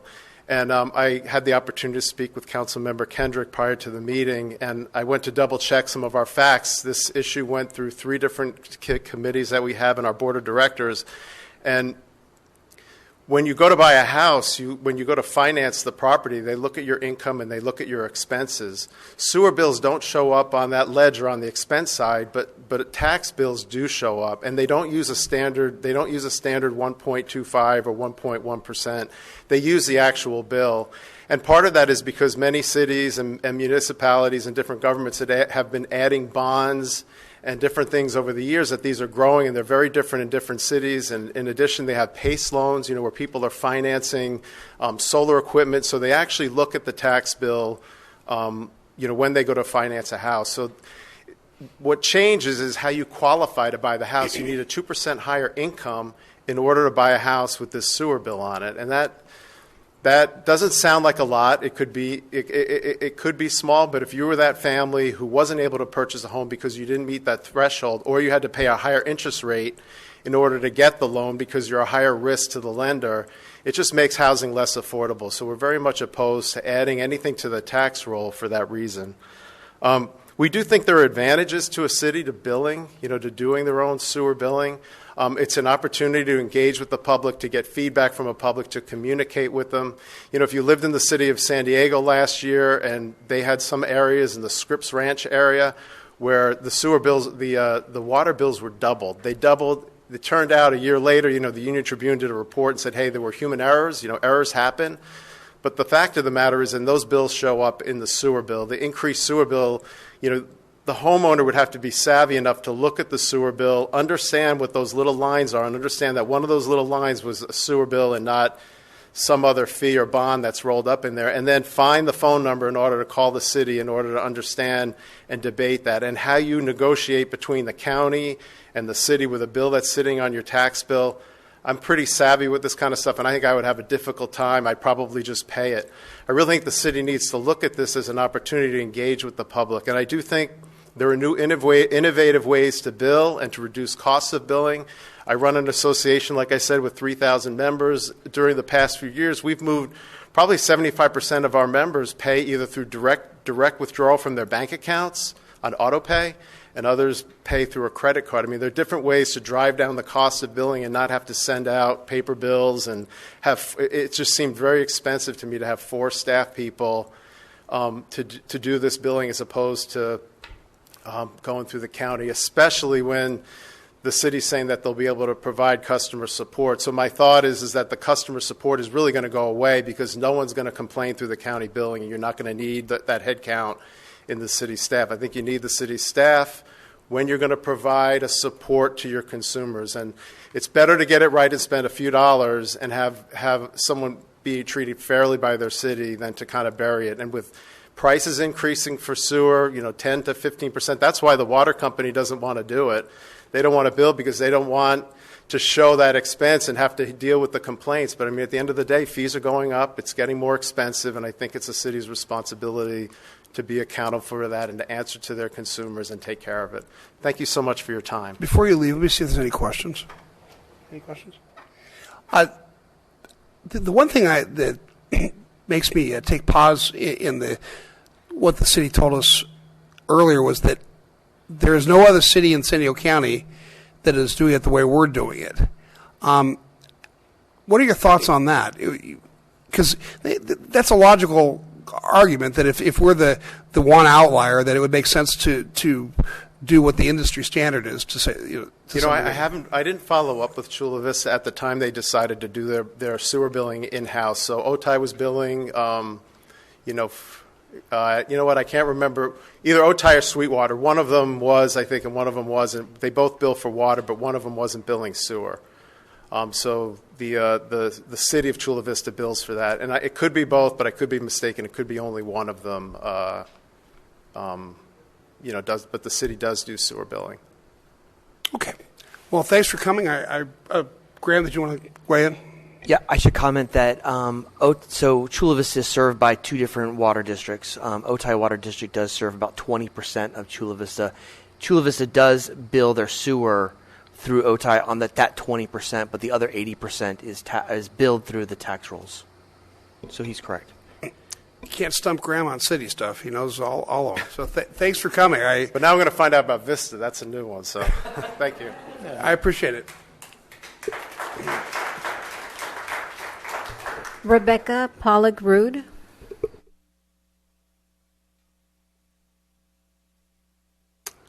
Planning Commissioner, how are you? Fabulous. How are you, Mr. Baird? Thank you, Council, for having this fabulous thing today for everybody to comment on. I just have a few questions. I am a realtor in this lovely city of El Cajon. My concerns are, though, one, because it really wasn't touched base on, with HOAs. I live in an HOA. They pay for my water. I get a tax bill. So am I going to have to pay for the water twice, technically speaking, or sewer twice, because I know they're not going to lower my HOA because I now get it on my tax bill. And I don't know if that affects how many other HOAs there are in the city of El Cajon. That was just a concern of mine, because I pay almost $400 a month right now for my HOA bill. So now I'm going to get a sewer bill on top of that, so I'm just concerned about that. And regarding the fee of $800,000 versus $300,000 plus, it's great numbers, but I just don't know the breakdown. It may be a total viable number, but I haven't seen how they got to that number, or like they said, who you went out and outsourced to and what those costs were, and do we really need 4 people? Can we do it with less? I just would like that explored a little more, or maybe some more information on that to know what the cost really is. It could be that, and that's great. I'm all about saving money, but I haven't really seen how they derived to those numbers. He had a very good presentation, but I just don't know the breakdown. And then regarding, I know Rich touched base a little bit on the qualifying for a home. I have seen escrows fall apart because at the end, the cost of living is really high. Interest rates are great right now, but that's today. Who knows about tomorrow? And when you get down to the nitty-gritty at the end, it's sometimes difficult. The debt-to-income ratio sometimes becomes a problem with every little penny that they make. I mean, sometimes I've seen deals fall apart because they went to Old Navy and bought a sweater. I mean, it's a sweater. It's a $45 sweater. Go pay off the damn sweater. But at the very end, it gets very nitty-gritty regarding those costs. So I know it's a little tiny fee, but sometimes those really tiny fees matter when it comes to purchasing homes. And it's a great price. The prices are up, so that's more property tax for El Cajon, but we got to get them to qualify to get into those homes. So, and Graham, did you want to respond to that? Yeah, 2 quick things. When we went out and met with some of the stakeholder groups, one of the concerns was, why are you doing this so soon when really this decision doesn't have to be made until June? And I think the council reiterated this point last 2 weeks ago, that the sooner we get this information out, the better, if this is the route we're going to go, because we can work with HOA groups and we'll show them sample bills. They can start figuring out processes to get in place sooner than later. So one of our outreach efforts will be to talk to mobile home parks, HOAs, see how they're doing their billing now and see what processes we can do. That sheet that Mr. Epperson talked about, is there a way we can format that for different organizations that will help them with their billing process? So that's something that's important to us as part of the public outreach. In terms of the staffing, and actually Ms. Pollock-Rude and the previous speaker talked about staffing levels and how on earth are you going to use 4 staff. Mr. Epperson addressed a little bit, but there's more than just mailing out bills. It's managing a database. Every time someone moves in or moves out, we have to manage that database. It's working with NV5 to make sure that they have the right information. It's a call center. We currently are contracting out call center services. We would have to bring that in. I don't know how many calls we're getting a day. 40 calls a day. So I mean, that does take some time. Right now we're averaging 40 calls a day that we're contracting that out. It would also involve mailing out, and it's not 17,000 bills. We have 17,000 customers that get 6 bills a year. That's 102,000 bills that go out. So if you were to mail every bill out, I just did the math really quickly, it ends up being about 2,000 bills a week, or since we work 4 days 1 week, 5 days 1 week, an average of 4.5, that's 435 bills a day is going out. That's a lot. I'll be honest, I think staff is Pollyannish in thinking that we can get away with only 4 staff. I think it may actually be more. I like their can-do attitude, but I think 4 staff is actually pushing it after I'm looking at their analysis and how we're going to get to that point. So I think we'll use all 4, in other words. I don't think it'll be less. Answer your question. That's an interesting point about the HOAs. I hadn't thought about that. I guess people that were in that situation would have to hold them to account and say, time to go the other direction for once. Give us some money back. Well, they're really good at raising it, but I don't know how well they are. Well, I've never had it lowered. So. That seems to be the way of life. Bob? Don't you receive a tax bill on your property? Yes, I do. And then you get an HOA. Yes, I pay the HOA separately. It'd just be your tax bill that would go up, not your HOA. No, I understand that, but my HOA, it pays for that already, the sewer. So the HOA takes that into account. They're no longer you'd want to paying call them and say, are you going to adjust it down for us now? Yeah, they're not going to. Yeah, that's a good point. Well, their costs will be lower, so I think that's an argument you better make with them. Yeah. Thank you. Thanks for bringing that up. That's a good point. 2 more cards. Tracy Hollingworth. Tracy, it's nice to see you. I haven't seen you in a while. Welcome. Thank you very much. I was here in 2013 when this issue was bubbling. I'm Tracy Hollingworth with the Pacific Southwest Association of Realtors, and we appreciated the city manager, assistant city manager, and Dirk sitting down with not just myself but Molly from the Apartment Association to discuss, this bill and how it would work. The concern always in our industry is how can a person squeeze into that home? And as Rebecca pointed out, interest rates are low right now, but we did attach an analysis from one of our lender members to the back of our letter. He showed how everything would be broken out, and that, you're, even though we have like a very low $45, that would be kind of per month type of calculation.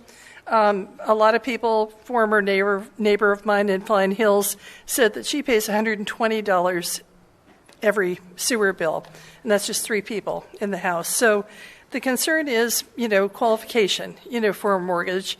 We talked to Mr. Goebel about how many people would fall out of, transactions. And even though that might be a fraction of all the ratepayers that are sitting here in the audience, they don't. A lot of people don't plan. They don't know that the city is the one to contact if they get their tax bill. And so what I did was, and you have some very good research on your website, I looked at the NV5 report. Their recommendations starting actually this November. I know somebody said next year, but this November they're recommending a 14% rate increase. In July of 2021, in 11%, 22, 14%, 23, another 11%, and 2024, another 11%.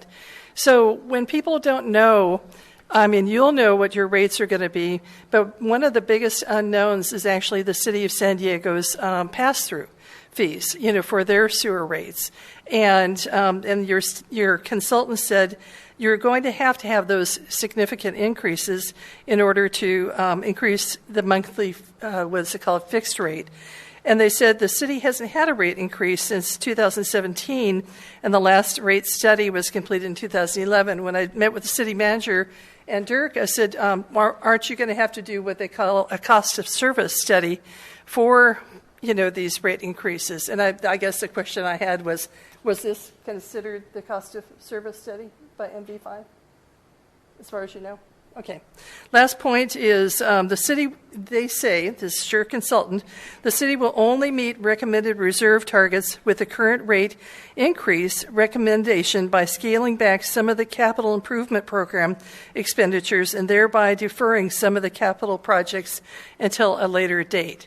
And so even though we're talking about savings and adding to the capital improvement program, the reserves, you're not going to be able to apparently achieve some of those projects because you're going to have to start building them with the savings and also with the significantly higher rates. So I just really appeal to you to look at, I'm a saver. I prefer to have a lower cost for the city. But our concerns are that people are going to not be able to buy that home. They're going to fall out of escrow. They won't know that that bill is going to be coming on the property tax bill. I love the fact that you did good public outreach, but a lot of people are still going to be, like in 2013, probably coming down here and asking you all what happened. So thank you. Let me see if there's any questions for you. All right. Thanks, Tracy. I appreciate it. Last speaker, Deidre Cruz. I don't think anybody's going to complain if they didn't get a survey. Hello, Mayor. Hi, Council. welcome. Thank you. My name is Deidre Cruz. I'm a partner in a CPA firm here in El Cajon, also a financial advisor. So I deal with a lot of the public. Probably about 450 East County residents are my clientele, and it's tax season, so this comes up a lot. I appreciate the studies that were done. I would like more details on what some of those assumptions were. It looked like it was just straight math over 10 years for the annual cost savings, but that chart that showed the big drop, the V chart, with the meeting the reserves, I would assume then that there's a big project that's going to occur this year that brought the spending down, because I saw we were close to the line, and in the first year it went down by several $1 million. So I assume that some projects are to be spent in the next couple months. You can double check that. We can answer that question at the end of your... To kind of get, Mr. Kendrick had made a comment about prudent escrow companies and qualifying for mortgage rates for first-time home buyers or just home buyers in general. And some escrow companies are savvy enough to do the math at 1.25%. I took the liberty of looking at my own property tax bill, and just for items alone that are not my property tax at 1% of the value, 16% of my property tax bill is in other bond measures that are on my property taxes. If I take my annual sewer bill and add the sewer bill to my annual property tax, it equates to an additional 9.5% of my total. That's a pretty big jump. My issue is not so much for me as a city resident or a business owner. It's for those that our property taxes are pretty big because we bought recently in Fletcher Hills. So this as a function of my total isn't as significant for those that have recently bought. But it really does come down to how people budget and plan. And we all know that it's very difficult for consumers to pick up this property tax bill and read it. I know I've got scribbles on it, but this is literally all my extra charges, City of El Cajon proper, and people aren't going to read it. So if you have somebody who's lived in their house and they benefit from Prop 13 and they pay $1,200 a year for their property taxes, and then suddenly their bill increased by 50%, right, because $100 a month, and I'm being conservative, is their sewer bill, that's a big jump for people. And on a fixed income, I mean, I see these people quite often in my business and my practice, and the reality is that those of us that are currently working, we have the revenue, but it's a big change to people's planning, and I think it runs into a problem. I feel like the savings that are caused or that are a result of moving it to the property tax rolls with the county, it's like putting a forest fire out with a bucket of water. Like your $500,000 annual savings for a $5 million budget shortfall, I'd rather see a rate increase. I don't know. I like to I like to plan in real time. I look at my bill, and if it's bigger, it's because I used more. I don't want to wait 6 months to know that I used more a year ago. So I just think there's a lot of personal accountability that the city needs to take into consideration about how this removes personal consumer control from the process for a measly couple $100,000 a year. Like, that's pennies in the grand scheme of your CIPs. It's a good point. So, let me see if there's any questions. Oh. Yeah, I thought about that too. One gentleman said I think he was going to go from a 6-month $1,300 bill to a 6-month $1,700 bill. Now, if you're paying $10,000 a year in taxes, it's negligible, but it's right. Yeah. I mean, my personal property taxes are pretty sizable, but if I compare that to my parents, who have also lived in the city since 1973, if they have to put their water bill on their property taxes, their property tax bill just doubled, and they're on a fixed income. I mean, to be fair, they'd have to pay that money either way. But I agree, but when the reality is most people you're talking about, so 73% of the owners in the city are on impounds. So that's going to affect their monthly impound account. They're going to get a notice from their escrow company that their reserves have gone up, and now they need to increase their monthly payment by $100. 30-something% of the residents of El Cajon do not have that, and I guarantee you the reason they don't have impounds is because they've lived in their house for a very long time, and it's not required by a lender, or their house is paid off. Therefore, they're going to get these big surprises, and that's going to really hurt some of those senior citizens. So I understand the macro impacts and why we want to be saving money, and I appreciate running a lean organization. I just think that there needs to be a little bit more consideration and time spent on how this is actually going to affect our senior community and those on a very low or fixed income. Well, it's an interesting point. Thank you for coming. Bob has a question. No, I haven't heard anybody come in today and say, gee, I'm not going to get a sewer bill. That's wonderful. And but unfortunately, I didn't hear that person. But the dollars are the same either way. And if they get a bigger tax bill and they have a credit card, they can get a credit card loan for and just. I know you're not recommending getting a credit card loan to pay your sewer bill, though, right, Bob? No, I'm talking about if your property tax bill is higher, you can pay your property tax bill with your credit card and then pay it off in 2 or 3 months if you want. Bob, if stop, it's Bob. Be Don't that say big, that. If it's going to be we can tell that Bob big. is really pro this measure. What I think it's really important, and you really need to be careful, is that yes, people need to plan, but the reality is, and you know this, that people that are on that strict of a budget aren't going to be able to pull this off without it causing some serious problems. And the same argument for getting people into these homes with the debt to income ratios, what your impounds need to be fronted in order to get into that home. And El Cajon is a great place for people to start out in because the home prices are a little bit more approachable. That's a serious concern for people. Now you've got property tax impounds that need to be funded, and then it's an extra $1,400 a year. That's an extra 1 or 2% that could skew the curve. But I think one of the things that I'm really actually concerned when I hear about the CIP and the shortfall that's there, you're taking these cost savings and you're basically just saying that it's going to go to the CIP issues. There needs to be more budgeting going on there because that looks like a runaway train, in my opinion, when I look at that chart. Well, thank you for coming and thanks for your insight. I appreciate it. Did you want to address that? Certainly. In fact, Ms. Cruz is really astute to see that big drop. That actually is not a function of big capital projects. It's a function of the city of San Diego increasing their rates and the city of El Cajon maintaining our current sewer rates while not addressing that immediately. So we were really fronting that increase in San Diego rates before we hit the ratepayer. That's why that drop occurred. A smoothing measure? Correct. Yeah. Good. All right. Do we have any more cards? No more cards, sir. I'd like to make a motion then to close the public hearing. Second. Please vote. Motion carries by unanimous vote. Well, we've heard a lot today, gentlemen. Somebody like to begin the discussion? Thoughts? I'll go for it. Several concerns. The staff report was excellent. It's what we expect from staff. It was very thorough. I think your community outreach was 5-star.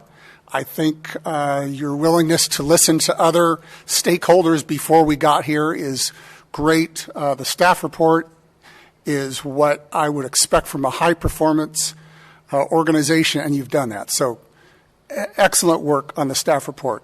Now, there's more to the story, and that's kind of why we're here today. Personally, I would take the tax roll method. I'll take the savings and that kind of thing. We'd have to discuss, are we going to take that lower cost as savings on the rates or increased reserve if we just keep the rates the same? Different discussion. I have a couple big concerns. Ms. Cruz raised a good point. Okay, if my sewer rate is based on the winter of 2019, and I don't see the dollar amount to my tax bill on December 10th, whew, that's a long time before you realize, I get you get the notice in June, here's your new rate, but it doesn't strike you until you actually write the check on December 10th. That's almost a year before the time that you got the new rate and it strikes. So that's a wowie. The other 30% is kind of who I'm concerned about, that the impounds doesn't seem to be any change. Ms. Paula Cruz raised a great point about HOAs. Holy cow, how do you go back to an HOA and say, now I want you to lower my HOA fees by the amount that's going on my tax bill? Wow, what are the odds of that? There's probably even a contract in there that, you're talking about residents fighting each other or fighting the board. I think we created that situation if we put it on the tax roll. Third thought is, well, we've been down this road a couple of times with the city, going to Fathom, to going to the city, now to somebody else. If we go to a vendor, I think it's the last time, folks. I think eventually we're going to have to just join the rest of the crowd, but I don't think we're at that point today. People just don't like being frustrated. Well, now I got to pay this. Oh, wait, I got to change. Nope, no, my auto debit's not good anymore. Oh, I got to write a check, pay it here. Oh, I got to pay it here.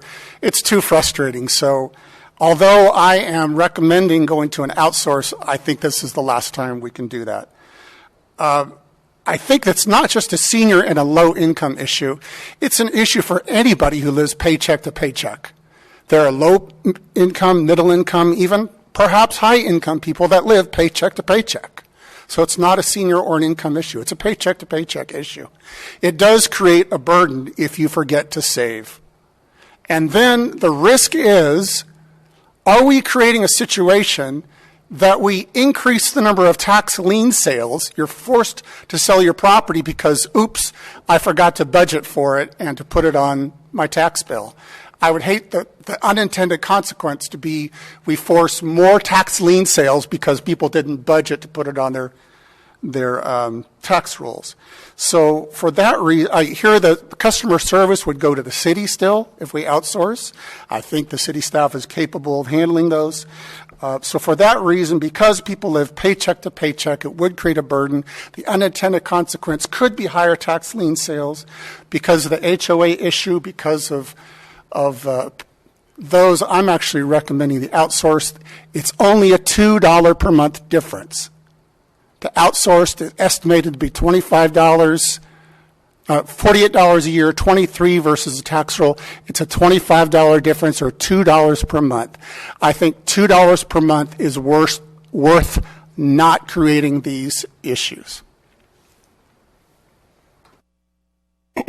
Bob? Well, I was the one, I mentioned it before, that I'm all in favor of government saving money so that they can keep costs down for the citizens. And that's why I'm going to support going on the county tax roll, because it saves the residents a lot of money, $500,000 a year. I know it isn't much per person, but every dollar counts. And people can plan ahead.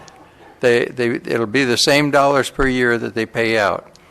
It just that they pay it out twice instead of 6 times a year. So they'll have to just get used to it. I know I pay that in La Mesa on the property that we have in La Mesa. And I remember when they changed, and I had to let the tenants know that the tax bill would be coming on the property tax and that they'd have to upfront it, and I had no problem with the tenant. So it's just a learning process. So anyway, I'm going to support putting it on the tax roll. Anybody else like to speak? Sure. This is probably a no, but I feel it warrants a question. There's no way for us to identify that 30% of residents that are not on an impound account. Is there any way to identify that other than self-identifying? Yeah, I think you're correct. I don't think there's a way to deal with that. I could be wrong. Actually, I think there is a way. The assessor can run a query. They did it for me. I got the information today where they can have all the parcels that don't have what they call a CORTAC account, where it goes to the bank, and we can ask them to do that and make a special mailing to them.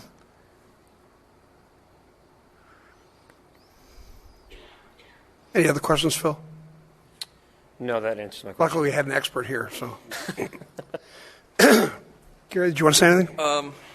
Yeah, this is a difficult decision. I'm always for saving money for the taxpayers. Since 70% of the people that have mortgages do have impounds accounts, they're going to be actually paying monthly now instead of every 2 months. So their payment's going to drop in half as far as being the frequency. It takes 5 years for a tax lien sale, so they'd be getting plenty of warnings from the tax collector about that. And I am concerned about the number of people that might not be able to to qualify because of the extra on the average $40 a month for the that would be added to the tax bill if indeed it's calculated that way. But so far, my information says it's the 1.25% they use as an industry standard, so that area is a little bit fuzzy. But do we really want to have the rest of the taxpayers subsidize that tiny percentage of people that might not qualify? So it's a matter of fairness. So I'm going to support putting it on a tax bill. And we'll be like all these other cities in the county. And save the $500,000. So in thinking about this, driving in today, I was thinking about in the car, which I usually think about these things. And I really didn't know how I was going to vote tonight on this because, on one hand, it's very logical to do something that costs less and more efficient. But sometimes cost is not the only issue. And in this case, cost is really not an issue because our responsibility primarily here is to make sure that the city, which reflects all the residents, doesn't have to pay more. The city's not going to pay more. It's going to be a pass-through to the consumer. So I wanted to see who was going to come tonight. Would people be coming and saying, you better save us money and not pass through any more cost to us? Or were people going to come and say, no, we don't care. We like it the way it was. Don't change things. And that obviously was what happened tonight. People don't forget to pay their taxes. Some just can't. And they put it off, and they hope for the best. They say, well, I'll figure it out next month. I'll figure it at the end of the year. Something's going to come through, and I'll figure out a way to pay. And then they go to their CPA at the end of the year, and they owe this bill or taxes, and they say, now I don't know what to do. I hate being part of that process, making that worse. And my last point is that I'm uncomfortable attaching this to people's most important asset. some people's only asset. The only thing they have when they get older is their home. It's what they sell in order to get into an assisted living, or that's what they sell to pay for an illness of a spouse. It's what they sell to eventually to leave to their grandchildren. When you attach something to that house, it puts them in a situation where they possibly could lose it, even though it seems fairly unlikely. It's a small amount, but things like that happen. So, having said all that, I've been convinced to vote no on this. And but if somebody would like to make a motion, I'll take the motion, and we will see what happens with the vote. I'll move that we put it on the tax bill. Oh, hold on. Sorry. Excuse me, Bob. Yeah. Mr. Mayor, I thought before a motion could be made, it doesn't have to necessarily be a yes or no, because we talked about a couple different things. One option, Mr. Goebel did talk about the HOA. There's probably very few HOAs that actually bill their members for sewer. We could, as part of the motion, if this is what you wanted to do or consider, think about, is you could direct staff to continue to hand bill those HOAs that do that. And that may just help resolve some of those probably rare instances in the city, but just alleviate some challenges. That could be an option that council may want to consider. That brings up a point. Nobody even asked the question, because I think the answer is probably obviously no, but does it have to be one way or the other? Can people have an option of putting it on their sewer, or putting it on their property taxes, or paying monthly? I'm going to our city manager. I don't know about Vista. I don't know if Mr. Epperson knows about Vista. What it sounded like is you could prepay. So rather than paying, it's a little different than the question I just asked. That's correct. At some point, then, if you're paying monthly, at some point you no longer have those savings, because you would still need, maybe rather than 4 or 5 people, you need 3 people, but you still need people to answer. Yeah. So it's one way or the other. Yeah. Okay. Having said that, if somebody would like to make a motion, I think Bob, you were about to make a motion. Yes, I would move that we attach it to the property and save the city and the citizens of El Cajon $500,000 a year. Did you want to address what Grab said about the HOA? Well, I think we need to notify the HOAs, and I think everybody with an HOA gets his property tax bill now, and instead of paying the sewer bill individually, they'd be paying it on their property tax bill. It shouldn't affect the HOA at all, I wouldn't think. So your motion is to approve and to add what Graham suggested about the HOA. That's fine. Yeah. I just want to make sure. Yeah. Okay. Angela, can you reset my vote? Thank you. Just want to make sure. Would somebody like to second that motion? I'll second that. All right. The motion's been moved and seconded. Please vote.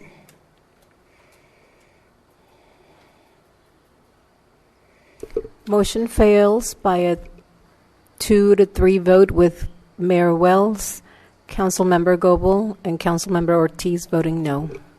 Ladies and gentlemen, thank you for coming tonight. Thanks for being part of the democratic process. We're going to take a short recess. For those of you diehard City Council fans, we'll be back in a minute to finish, and you're welcome to stay for the rest of the night. If you need to go home for some reason, though, however, please feel free to do so. Thank you. We have a few administrative reports on today's agenda, and item 8 is a subsidy request for the Magnolia. I'll ask staff to introduce this item. Mr. Mayor, when you asked for changes to the agenda, I'm so used to saying no changes to the agenda, but there should have been a change to the agenda. CYT has asked that this item be pulled from the agenda tonight, so there's no need to address it. Okay, then. Item 9 is regarding the Project Assistance Center online. I'll ask staff to introduce this item. Hi. Hi. Welcome. Thank you. Mayor, council members, my name is Sarah Diaz. I'm the Director of Information Technology here at El Cajon. First, I'd like to thank you for the timing. This actually worked really good for our project assistance staff. They're getting ready to go offline in about 5 minutes, but we wanted to talk about them as part of this program, so I'm happy that they could be here and all the timing worked out. We never get a chance to meet them. Can you just tell us who they are? We're about to. Oh, okay, good. Yeah, no, it's in there. We're good. Great. All right. So today what we're going to talk about is some new and exciting things that are going on in the Project Assistance Center. So for those of you that don't do this every day. The Project Assistance Center was actually launched in 2014. It's a whole systems or comprehensive approach to building, planning, community development, engineering, to make sure that as people are building or changing or have new ideas for the city, that they can come to one place, get the information they need. They don't need to figure out if it's a community development question or an engineering or a public works question. They're all there to help. And it's really meant to be a one-stop shop at City Hall. So here's where we've been going the last couple of years. So in 2016, we realized that the Project Assistance Center was running on about 4 different homegrown systems of various complexity. Some were amazingly detailed and were doing a lot of great work. Others were simple spreadsheets, and there was a lot of administrative time, and there was a lot of people missing out on the commonalities between these different workflows. So even though it was a one-stop shop to our people pulling permits and plans, it wasn't necessarily a one-stop shop in the back office where we had to make these things happen and make sure that we were coming to a comprehensive decision. In 2016, we put together a group that looked at this problem and looked at commercial off-the-shelf software. We took that recommendation from that committee to council, and you guys approved it in 2017. We kicked off in 2018, and since then, coming up on 2 years straight, we have locked these great people in rooms and gotten all the knowledge out of their brains and have gone live with the system. So we actually went first with our back office upgrade.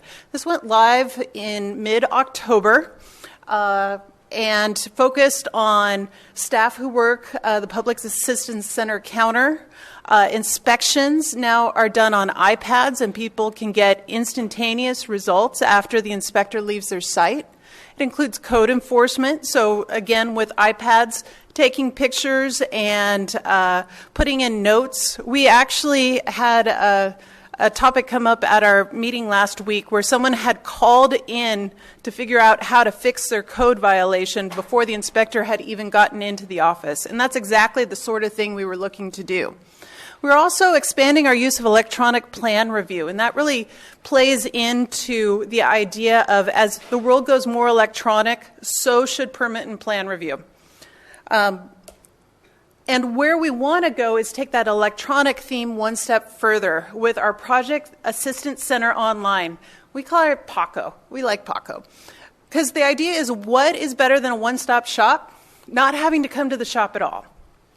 Now, PACO is not about completely replacing the PAC. The PACO is about,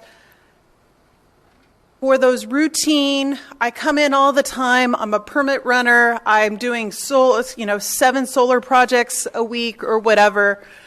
That's what PACO is for. And that allows staff at the PAC to then really concentrate on, I've never done this before. What do you think about this? And so forth. So what we are doing with PACO is we're putting the most common functions that can be automated online. We've added a ton of notifications and messaging so that people can see what's going on. And the project contacts then have complete visibility into what the process is and even where they're at in the process. So this was a unique implementation. For those of you that were around in 2016, there wasn't a ton of money sitting around, and moving to a commercial off-the-shelf system was a big expenditure, a big decision to move forward with. And what this team did was we took on doing what's called a self-implementation. So normally you hire a consultant to configure and set up the system. It comes very bare bones, and you have to put all of your processes in. So you not only have to spend the time parlaying to the consultant what those processes are, you then have to double check their work on the backside. And it costs a lot of money. What we found with this group is they know their stuff, they know what they do, they know why they do it, and they had some great ideas about where they wanted to take it. And so we took a risk. And what we did was we signed a contract with Tyler Technologies with very low services. Basically, what Tyler did was they came in and they taught us how to configure a system. Now, that's something that I would do in my job description, but these are customer service reps, these are engineers, these are planners. This is not what they do. They took it on. They were scared at first, I will not lie. It was a big undertaking, especially because the first thing we did when we put them in the room was we said, here's Visio. Let's learn how to do Visio, and let's figure out what your process is. Well, for a conditional use permit, there's about 80 steps in there and inputs and so forth. This was a big thing. But the reason why we wanted to do it was not only the massive cost savings up front, but by learning how to configure this system, we will continue to reap the benefits of tuning and tweaking and implementing new things for years to come. The other thing we looked at is, okay, so we cut some funds on the front end. We made it more viable for upfront one-time costs. Now we want to look at sustainable funding. So the council approved a technology maintenance fee of about $25 per plan or permit, and that supports our ongoing costs. So we took homegrown little systems, we tightened up everything, and while these people were still doing their jobs and maintaining their service levels, we were picking their brains and configuring the system. So I want to talk about the people that made it happen. Executive sponsors, these are Director of Community Development, Tony Shute, myself, and Dirk Epperson, who's been front and center here this week. Our job was simply to give the team what they needed to keep the project moving, to make sure they had the resources. The real players here were our EnerGov champions. These people have committed a minimum of 2 hours a week for the last 2 years, and many of them have done 4 to 6 hours. It seems to go in waves. So I just want to show you who these people are, and many of them are in the back right here, and I want to make sure that we all recognize them. Now, that was a great group of people, but I also want to talk about our subject matter experts, because if we didn't know the answer, we found the answer.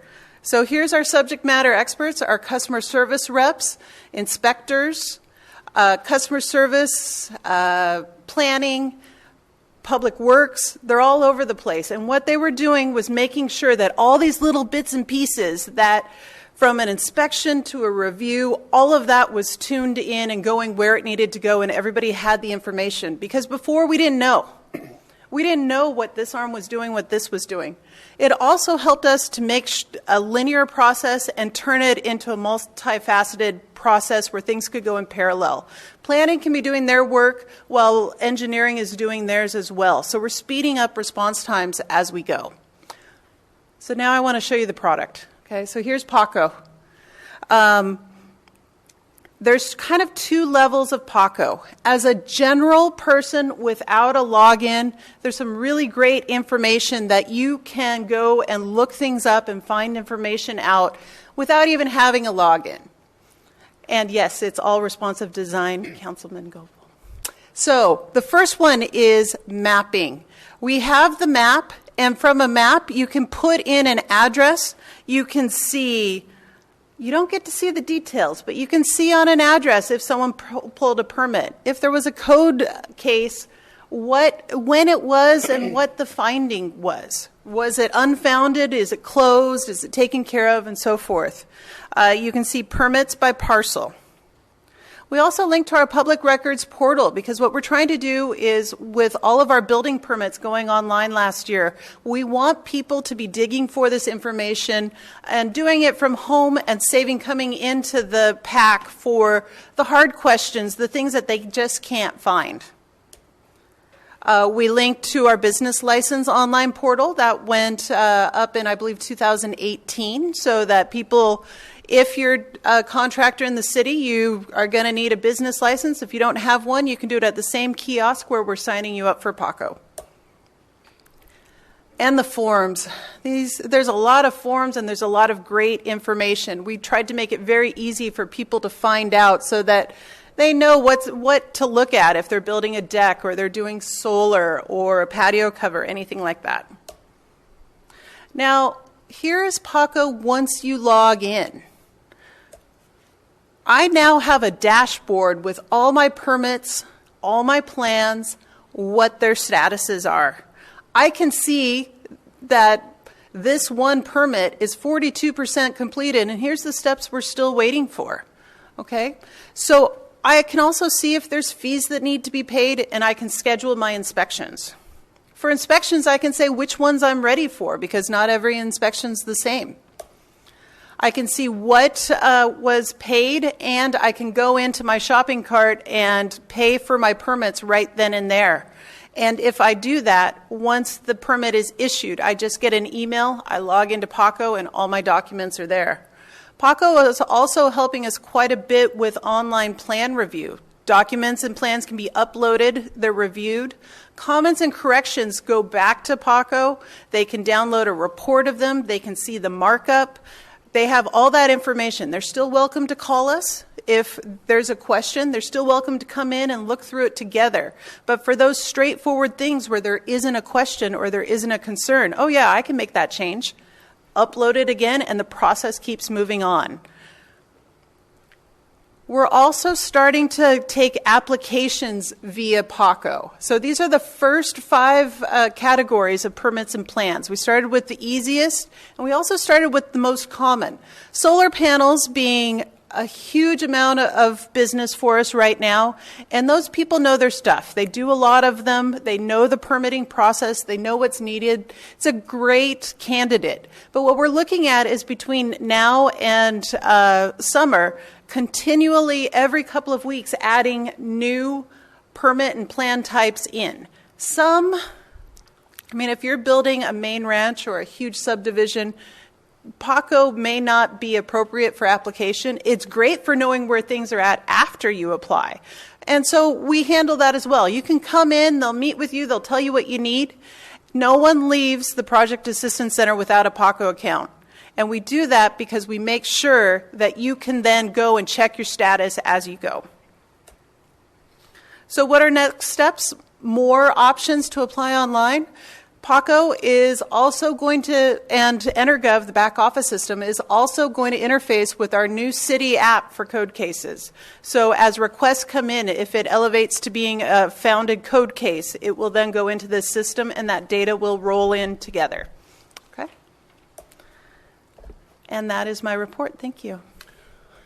Thank you. Wow, very comprehensive report. Thank you very much. Let me see if there's any questions of the council. Steve? So today people come to the PAC at the counter and pay for things. Do you anticipate, I'm going with credit card fees is where I'm going. Yeah. And so do you think we'll see an increase in credit card fees because people will pay online more than they're paying at the counter? So what we have found is there are, and it really depends on the types of projects, there are people that we get very little cash. There are people who like to pay by check, and they are still going to come in. And they're usually the types of projects that warrant coming in anyways. Right now, to pay by a credit card, you have to come in, you've got to go to finance, you pay by credit card, you print it out, you show your receipt. At least with Paco, what you're able to do is do all of that and not have to come in and do that running around. The fees are the same, except Paco costs an extra 10 cents per transaction, which the city then absorbs. So what we're assuming is there might be a slight increase in credit cards, but people were paying with credit cards anyways, and we don't really see that as a significant, really meaningful change. Okay. I think this is people who deal with operations or steps along things, they look at how many times you have to touch something. Mm-hmm. And the more times you touch something, the more expensive it is. And this is really better communication, which reduces the number of touches or the number of phone calls. We'll say, well, you got to talk to so-and-so, you got to talk to so-and-so. And in the end, for anybody who wants to do a project, time is money. And so this is I'm overwhelmed with the skill that you're able to take this online and to save people time by answering questions so they don't have to call and say, who do I talk to about this or what's the status of this? Brilliant work. I would like to think El Cajon is the leader in the pack in this area. I bet we are. It's no pun on pack. But we're the leader in the Paco on this area. Paco world, yeah. We are considered a leader in self-implementation. We were the most successful self-implementation that Tyler Technologies has done nationally. But that couldn't be without all these great people here. So if we can take a minute and just let them stand up, I really think they deserve it. Please do.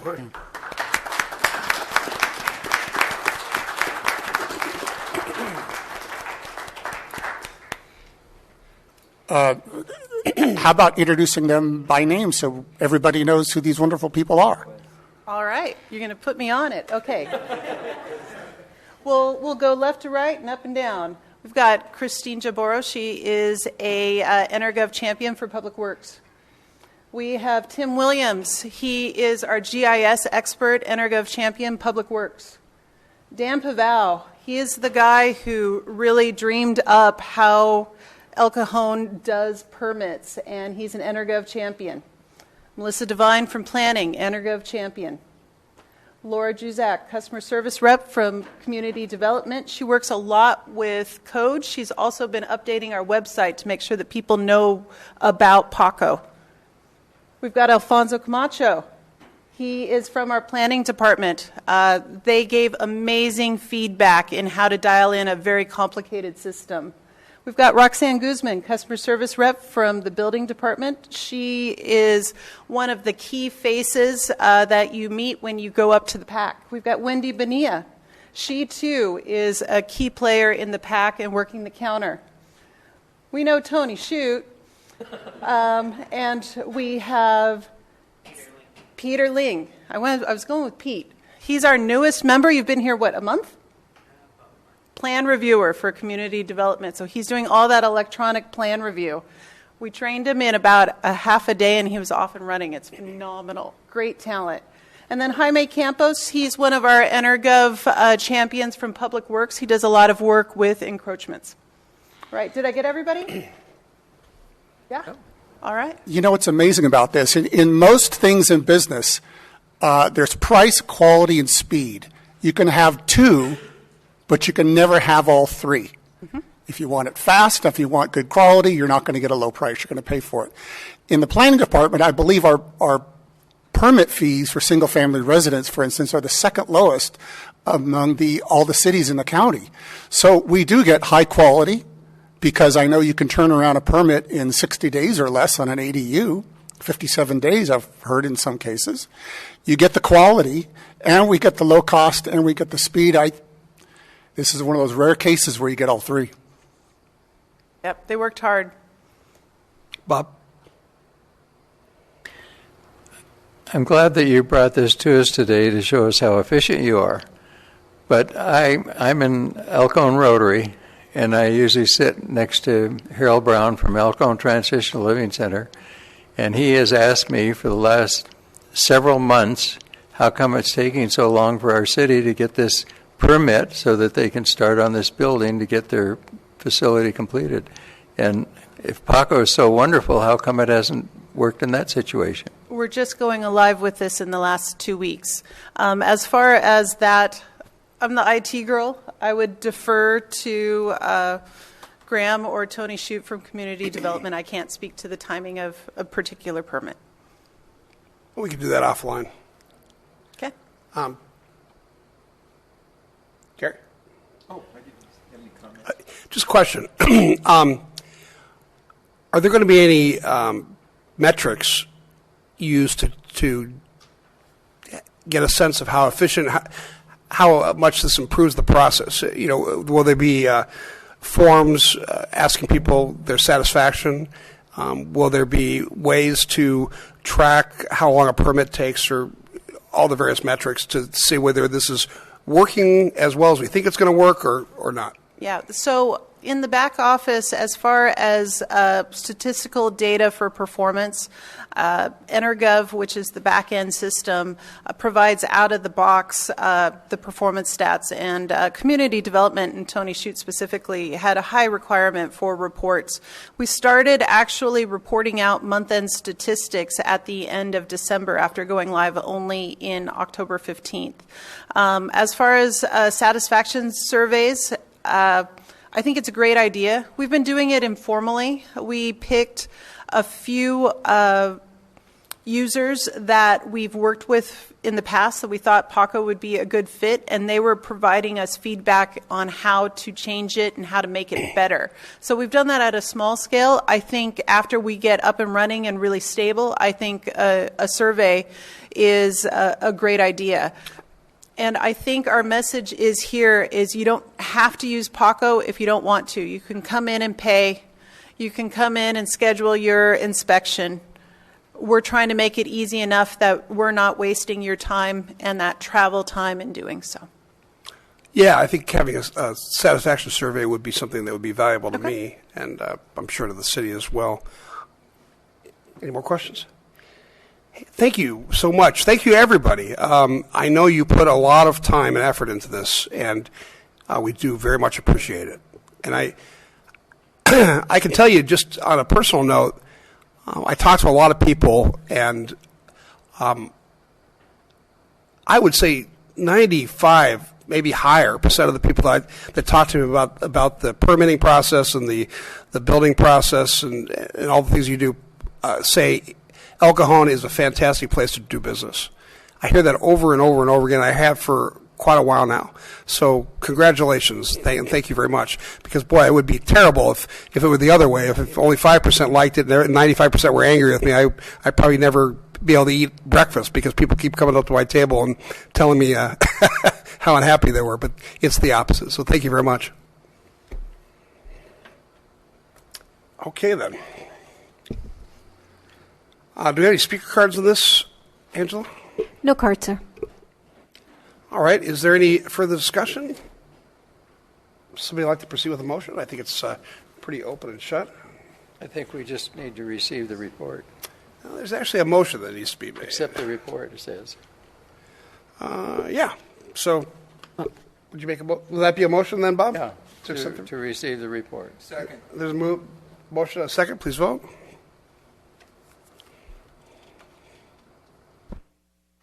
I apologize. I have to reset the vote. We were missing a vote. Oh, never mind. There it is.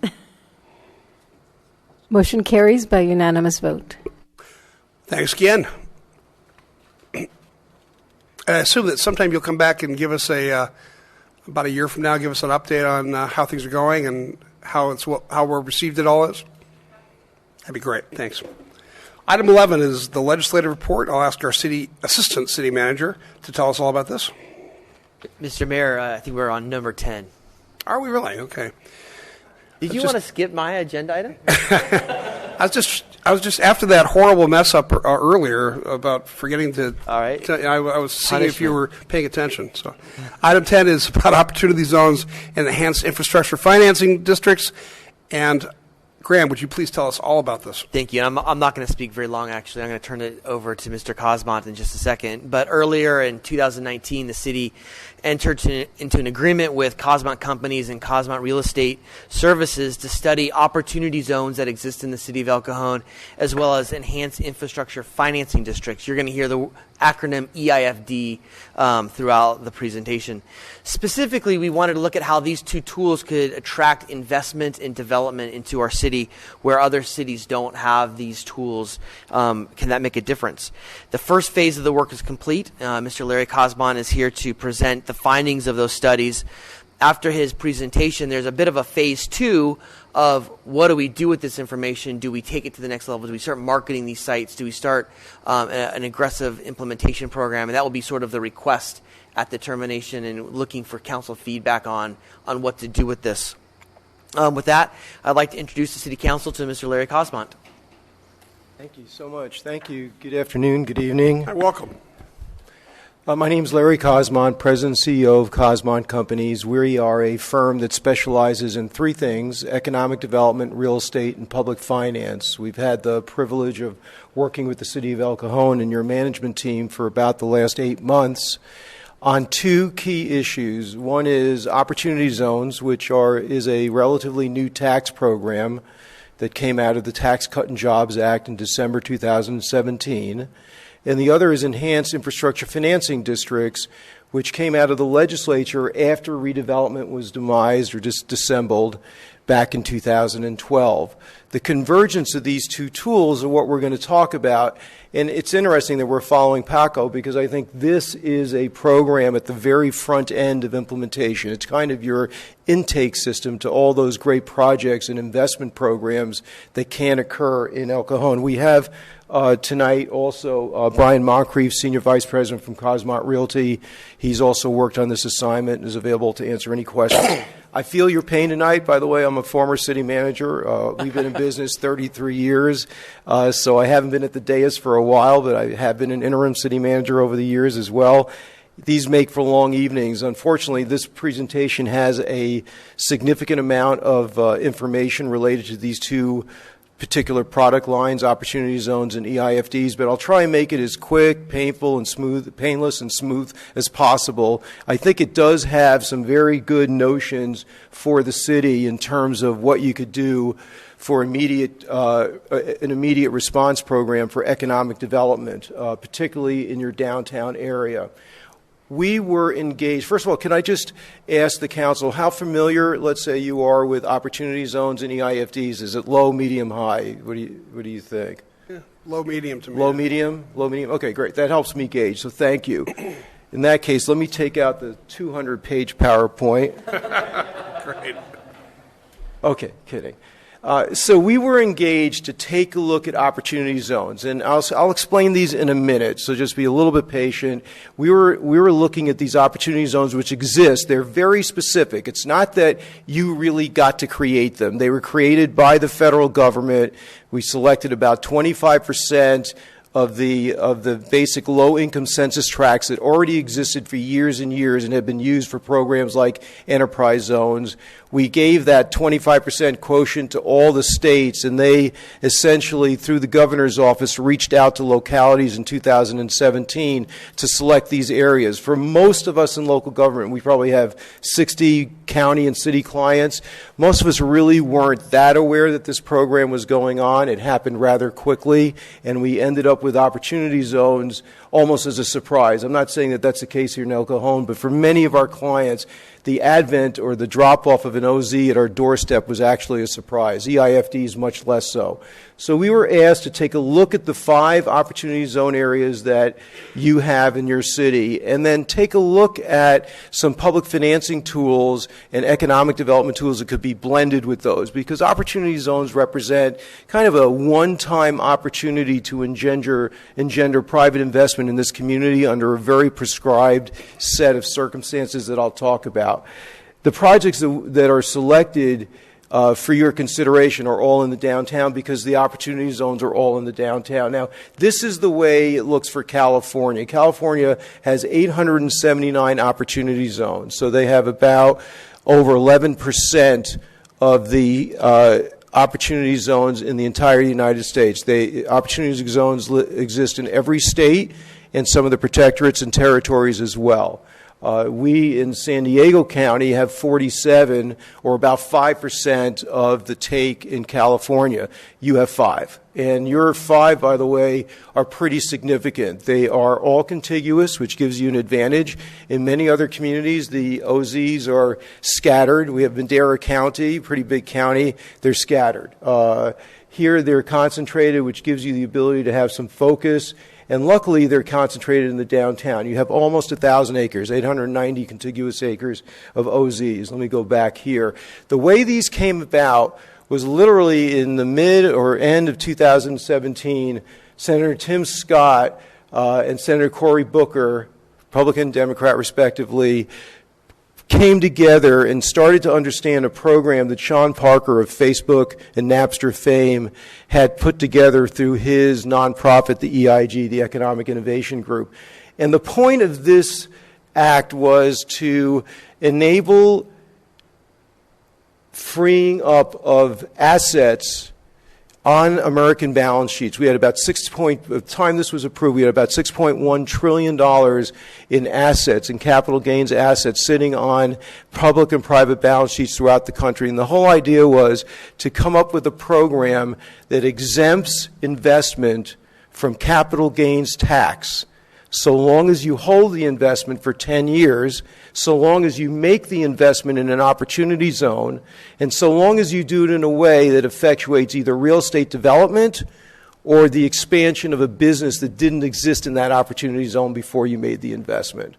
So it's a drafting of all that equity, trying to borrow, if you will, from the 1031 exchange program, which is if you can make the decision after December 31, 2017 to invest in either a business or a property in an opportunity zone, you basically transfer your gain, don't pay any tax till 2026. If you hold that investment through 2026, you get a 10% discount on the tax. Your basis goes up, you get a 10% discount. If you hold the investment for 10 years and then have a exit sale, an event, after that 10-year hold, that any profit related to that gain is entirely exempt from capital gains tax. So it is a program that's never existed really like this before. It is an entire exclusion program from capital gains under the right circumstances. And because it's so compelling, there's a lot of capital chasing transactions, okay? And if you can look at the report, $7.57 billion in equity raised, north of 500 funds looking for investment opportunities. Now, here's the thing about these census tracts. When they were created, we used a 2010 census program. So many of the census tracts, in our 879 in the state or the 47 in San Diego, are further along in gentrification. In other words, they had already started to move forward. And so the early investors, of course, have been looking at a new program that they don't quite understand, and they're trying to minimize risk, and of course, they're trying to expand as much as possible the tax benefit. The way the program now is working through is that really all of these funds are looking for striking opportunities that get them the benefit of the tax, which is worth 2 to 3% on a basic return. So if you have an 8% return pegged, generally the tax benefit under most circumstances, especially for a real estate deal, is about 200 to 300 basis points more. So it's pretty significant. So these funds have been looking for investment. The key though is how does a city really identify the best investments for itself and then walk out to the community of investors and say, look, we're willing to figure out how we can make the investment of an OZ program make sense for our city. And the way that we saw this for El Cajon, because one of the interesting things about opportunity zones is that they're all very different. The opportunities within a zone differ from property to property. It could be multifamily, it can be mixed use, it can be retail. There is no limitation other than some sin businesses for the transfer of that tax. So it's totally an open playing field for investors.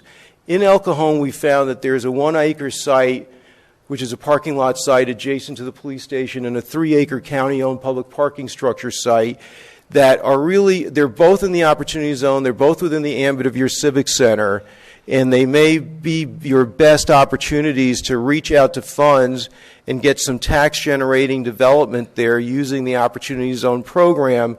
While showcasing those deals, we could also be out there and trying to identify or spotlight other possible deals that are OZ transactions in El Cajon. So you have to start with something to get you out into the marketplace, and that was part of this analysis. One is to understand what's in those zones. Number two, to figure out where's your best leverage point. And number three, to understand how you can use those sort of leverage point investments that we're talking about to attract additional money. So I'm going to shift a little bit and just sort of broaden the dialogue, and then I'm going to come back and explain the opportunity zones in a second. The way we view at Cosmont how the economic development landscape plays out, you have certain number of tools as a city, particularly in California, you have a limited number of tools in which you can be competitive in terms of attracting private investment and leveraging it to your own local benefit. We have three things really we can use. We have land use and zoning on the right, where we can control the amount of density.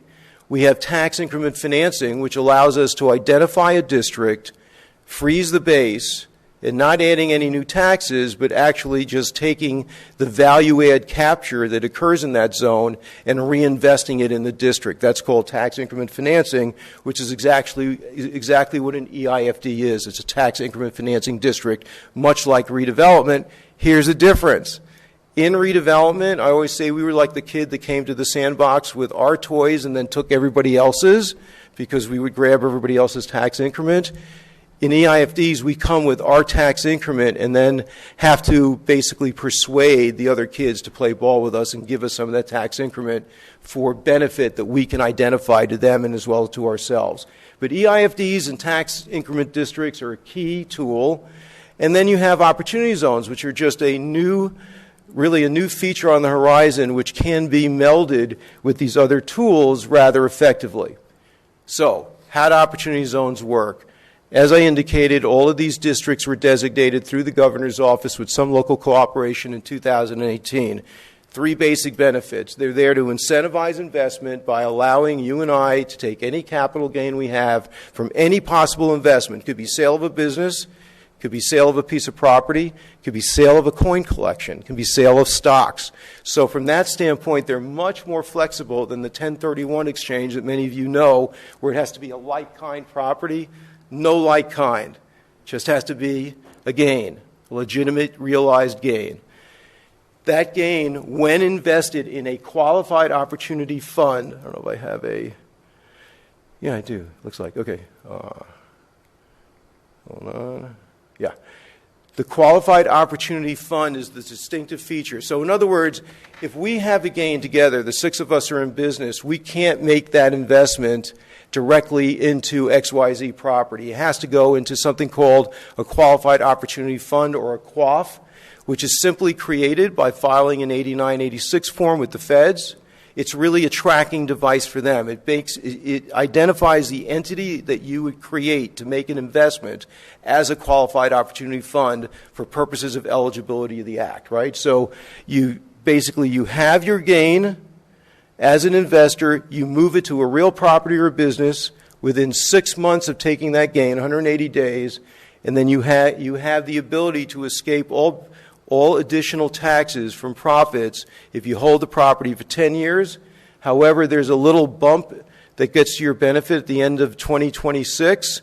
You have to pay the deferred tax, but you get a discount on the tax, which is about 10% of the basis. So those three benefits, basically the investment, deferral, and escape from capital gains, is really what this program's about.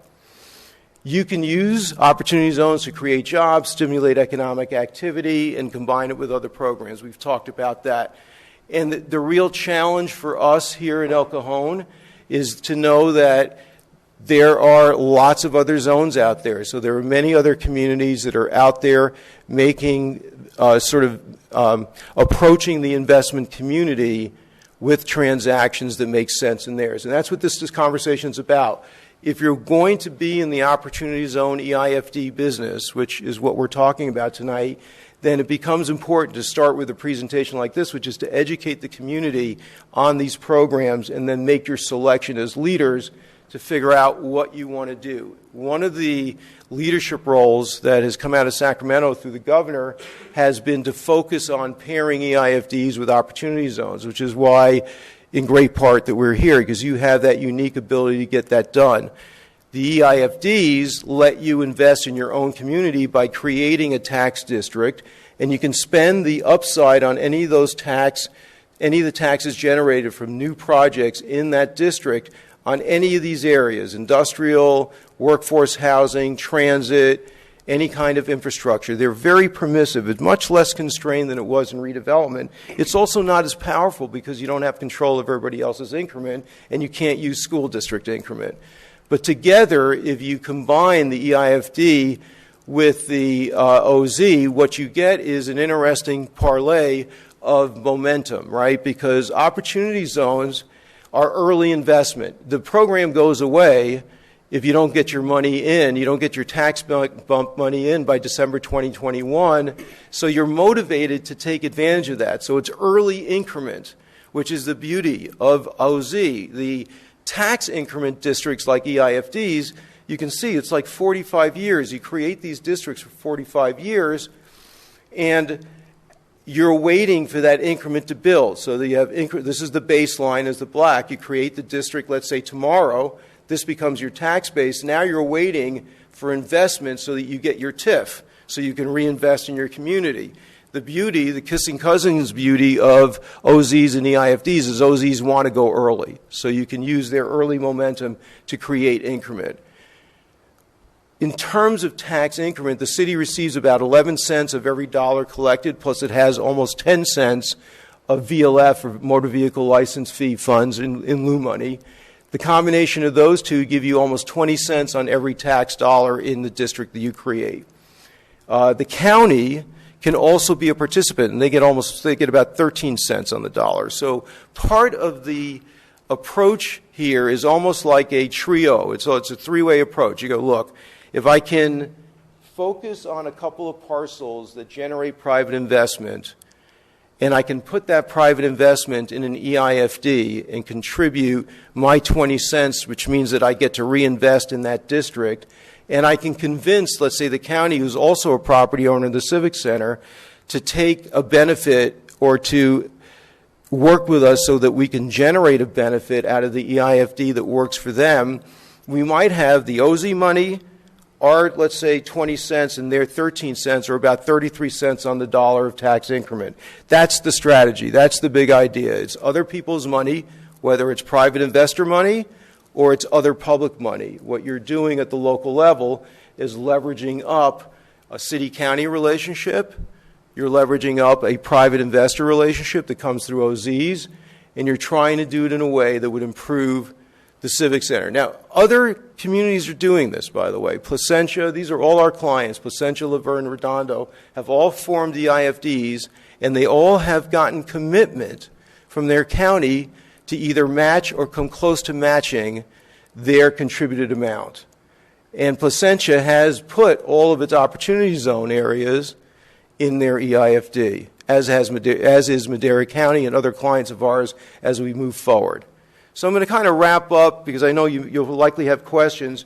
What's the point of all this? I heard an earlier speaker.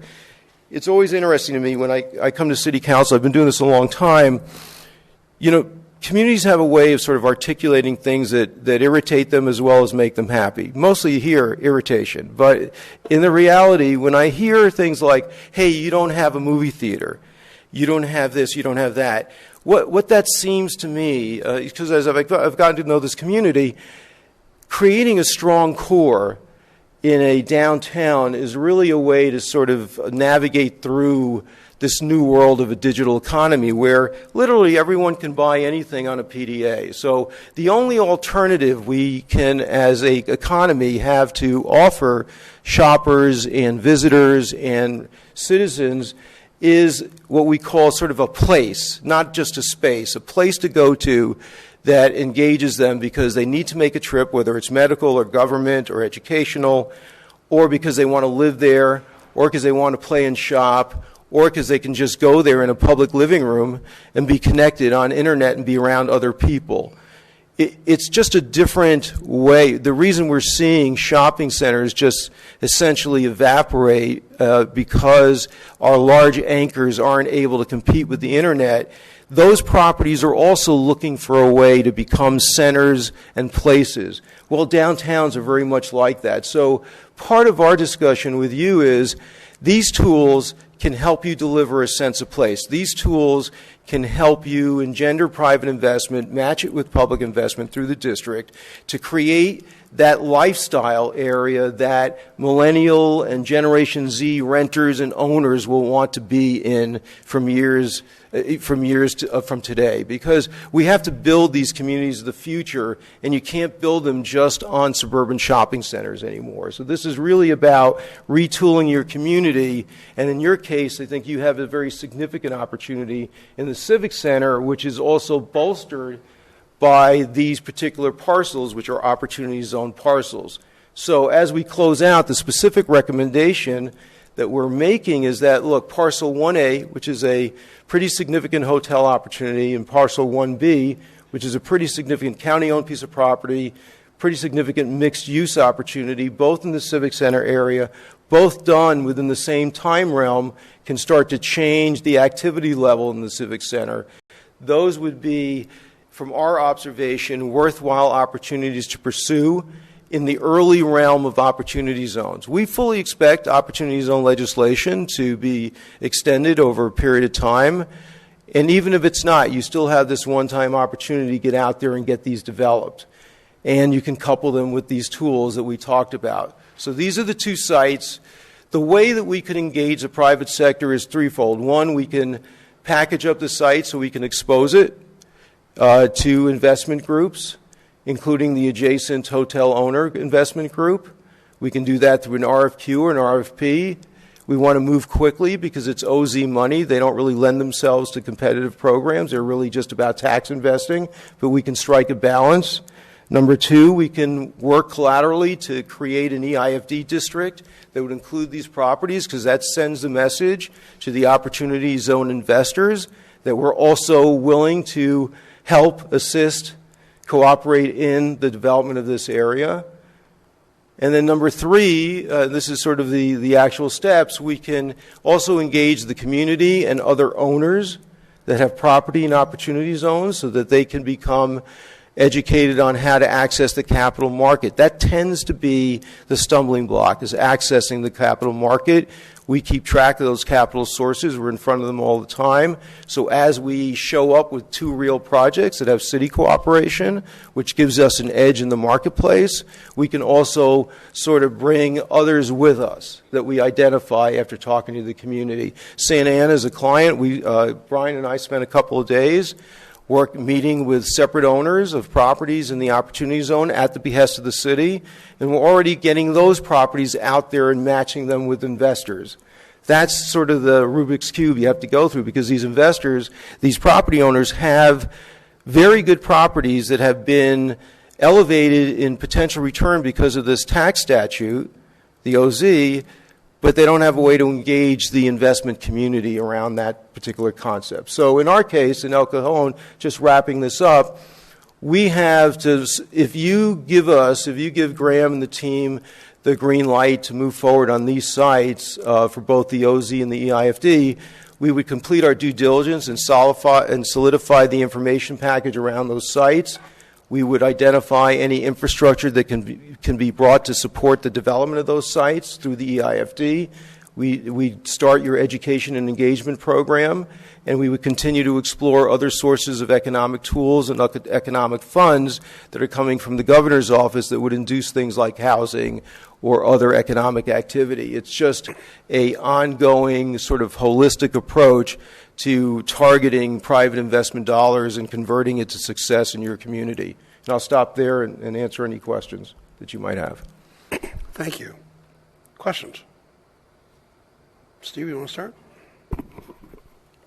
Very thorough presentation. Thank you. Thank you. Okay, so how does California compare to other states? One of the slides says that there's competition with other states. Yeah. Is California at a disadvantage at all because it doesn't do something other states do? Yeah, it's a great question. It is at a disadvantage. And the disadvantage is because the state legislature has not moved toward state tax conformity with the federal tax conformity that OZ provides. So in English, if you're Texas and you have no state income tax and you're an OZ investor, you have the benefit of income tax exclusion through the OZ program, and you have benefit of income tax exclusion because the state has no income tax.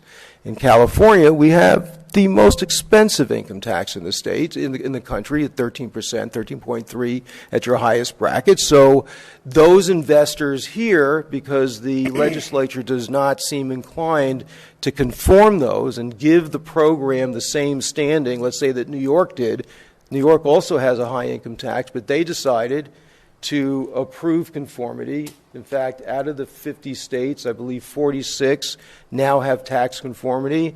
We're one of the 4. So from that standpoint, Council Member, California tends to suffer a little bit. Now, on the balance, though, is that this is a pretty robust investment arena, and people like to be here because of the value of the land and the value of investment. So, and there's a lot of local investors that like to stay local and not move out of the state, less and less so because of the tax disadvantage. So we are finding a good amount of activity in California. We would find more if I could convince the legislature, and I've been up there a number of times, to give tax conformity to OZs. I just don't see it on the horizon even for this year. We failed last year. Caballero authored a bill for us. It didn't get through. Actually, Hertzberg authored the conformity bill. It didn't get through.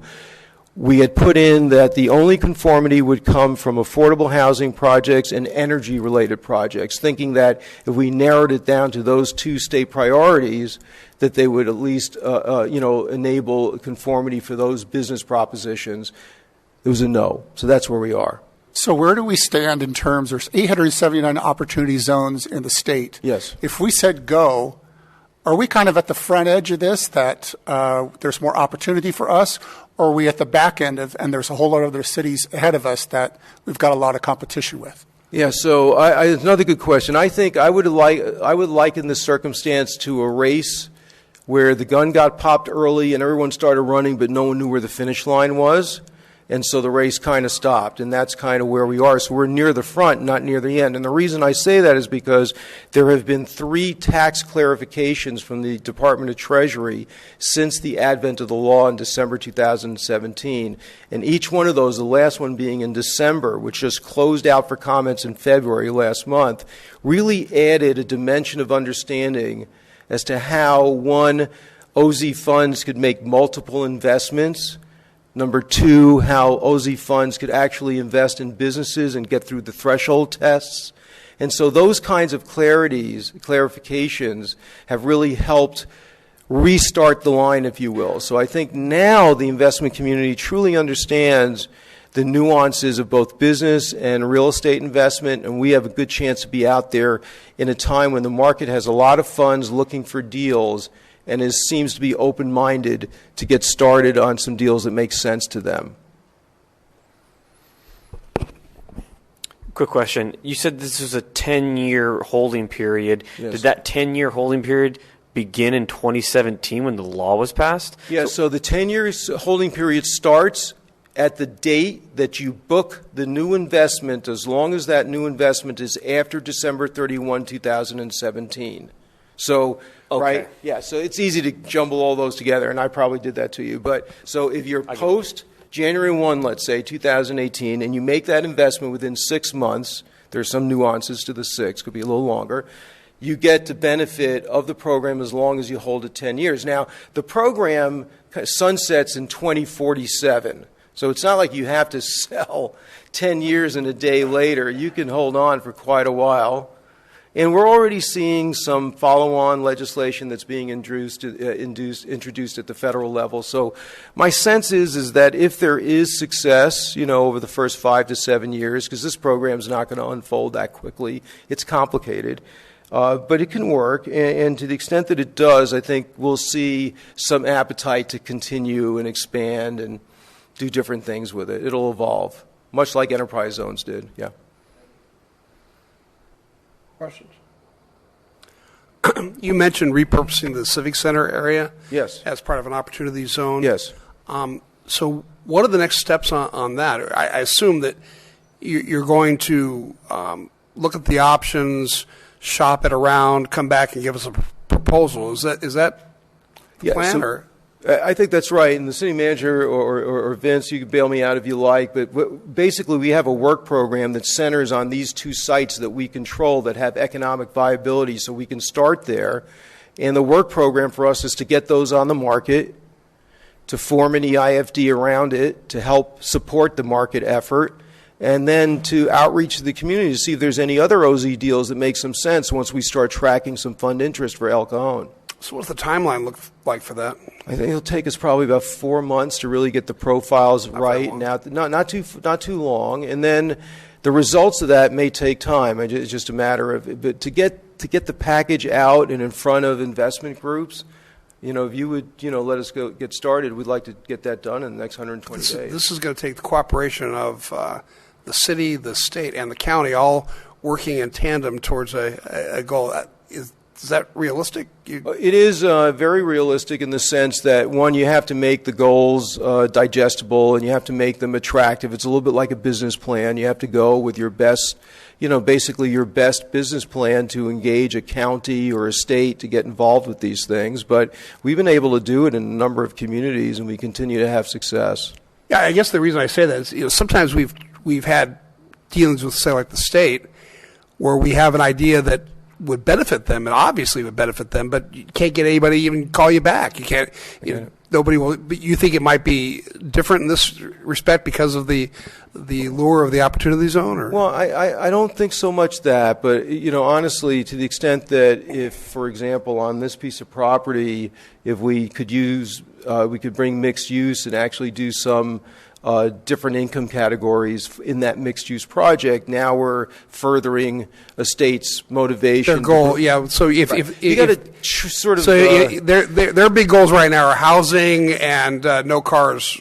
Housing and energy, housing and sustainability. Yeah. In fact, I think somewhere we call these districts sustainability and housing districts, because we started doing that because really, look, that's what the state's after. So all we've done with our cities is say, look, the way you best respond to this is you understand what they need and then use their own programs to help you get advantage locally. Yeah, well, that makes a lot of sense.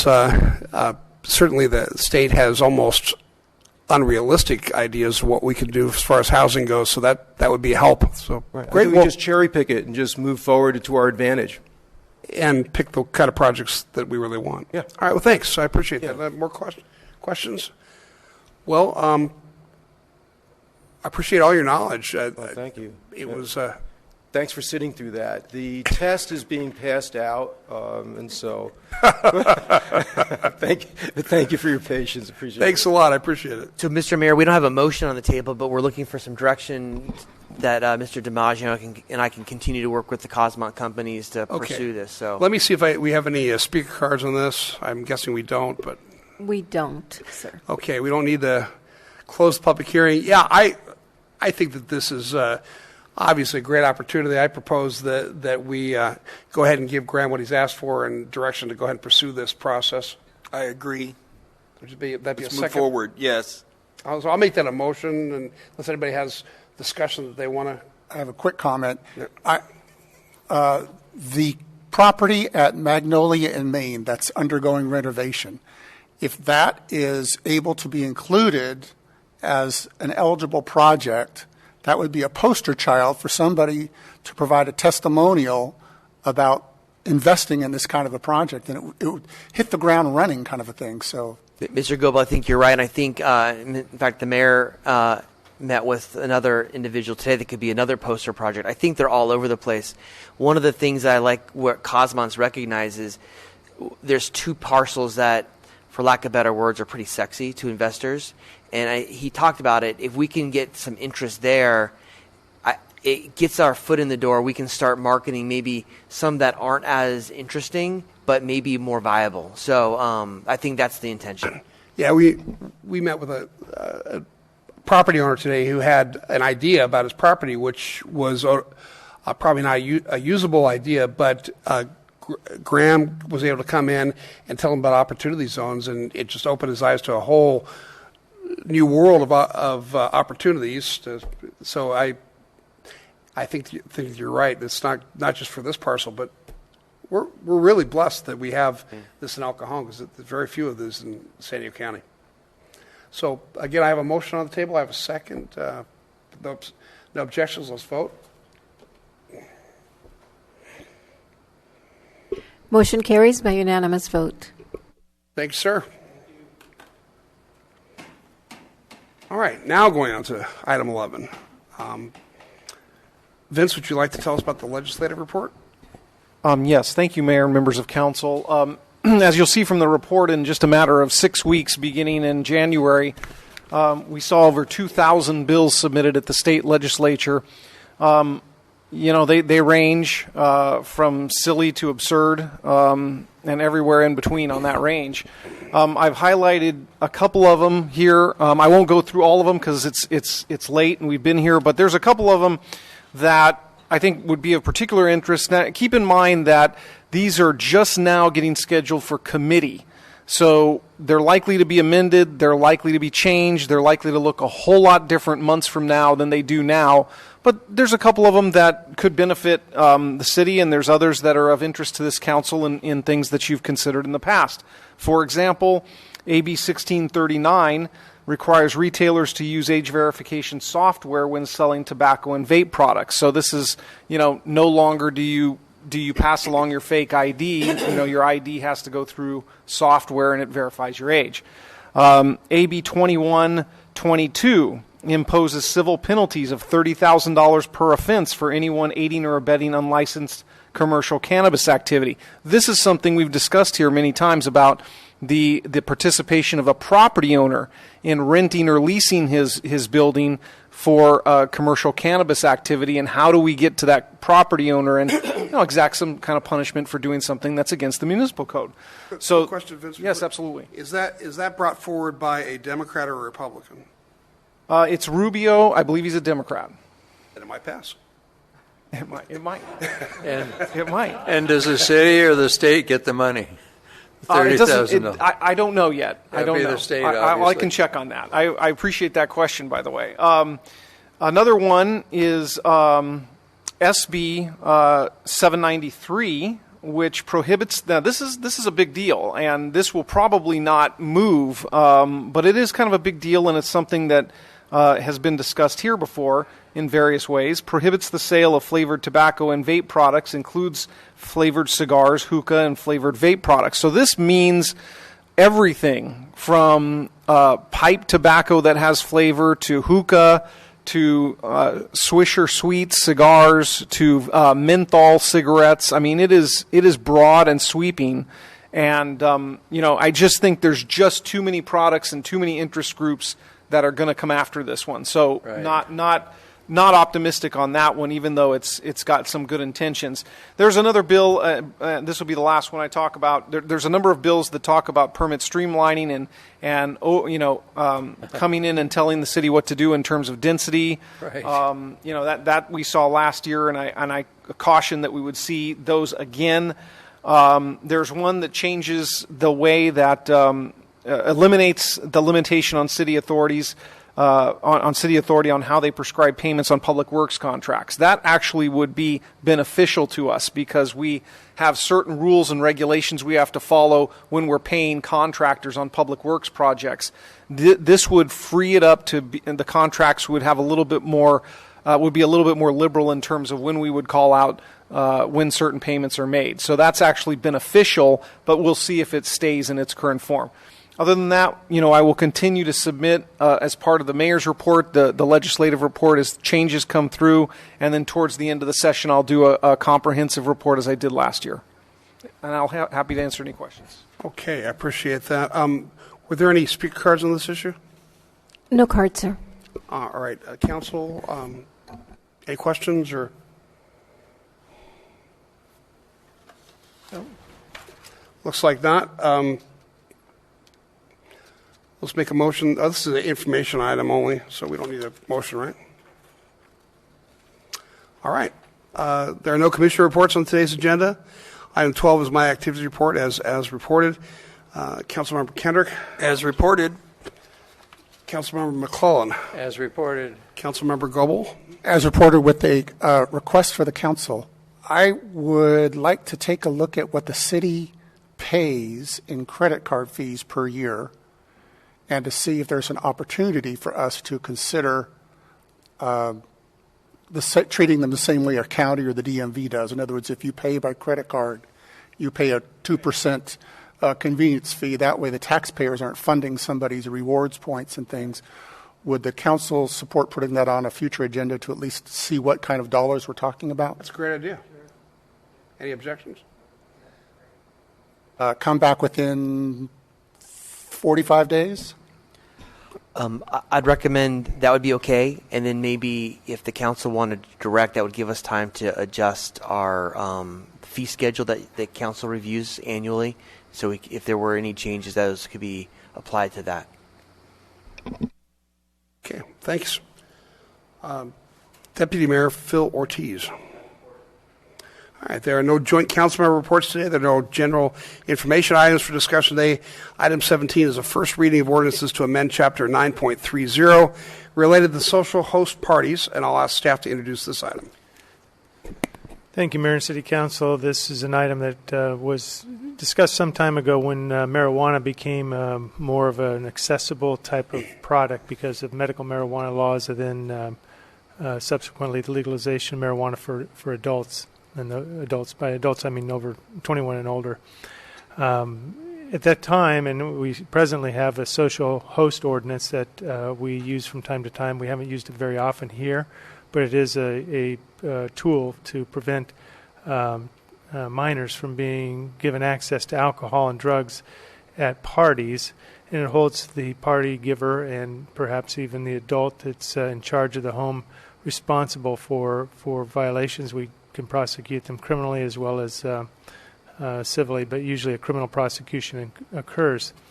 It was suggested that because of the change in laws related to marijuana that we would want to add that or make it clear that it applies to our social host ordinance.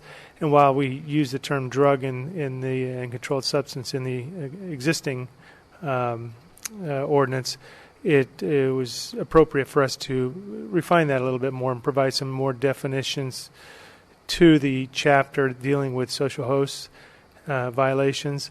And that's what's before you this evening.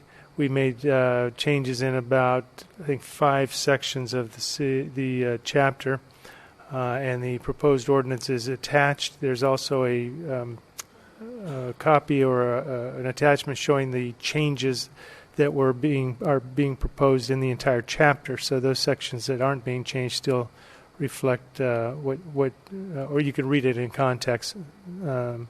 So we're presenting it to you this evening for first reading, introduction, and if approved, we would bring it back for adoption at the next meeting. If you have, that concludes my report, and I'll be here to answer questions. Council, any questions? Angela, any speaker cards? No cards, sir. All right. Is there any further discussion, or would somebody like to make a motion?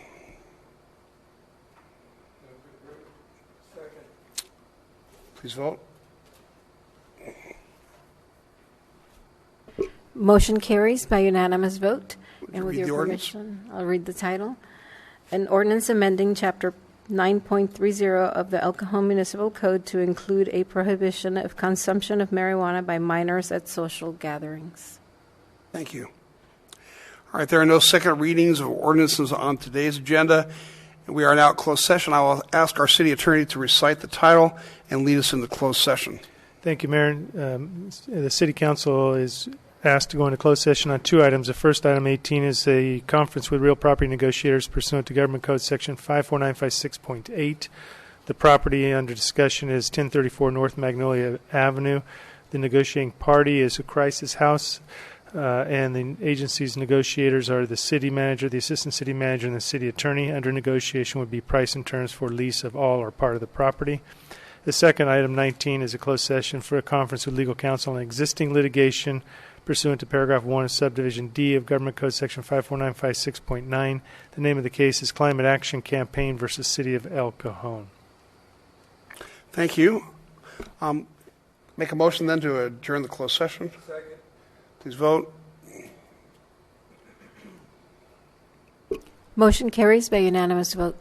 Now, ladies and gentlemen, we'll be back quickly after closed session to conclude the council meeting.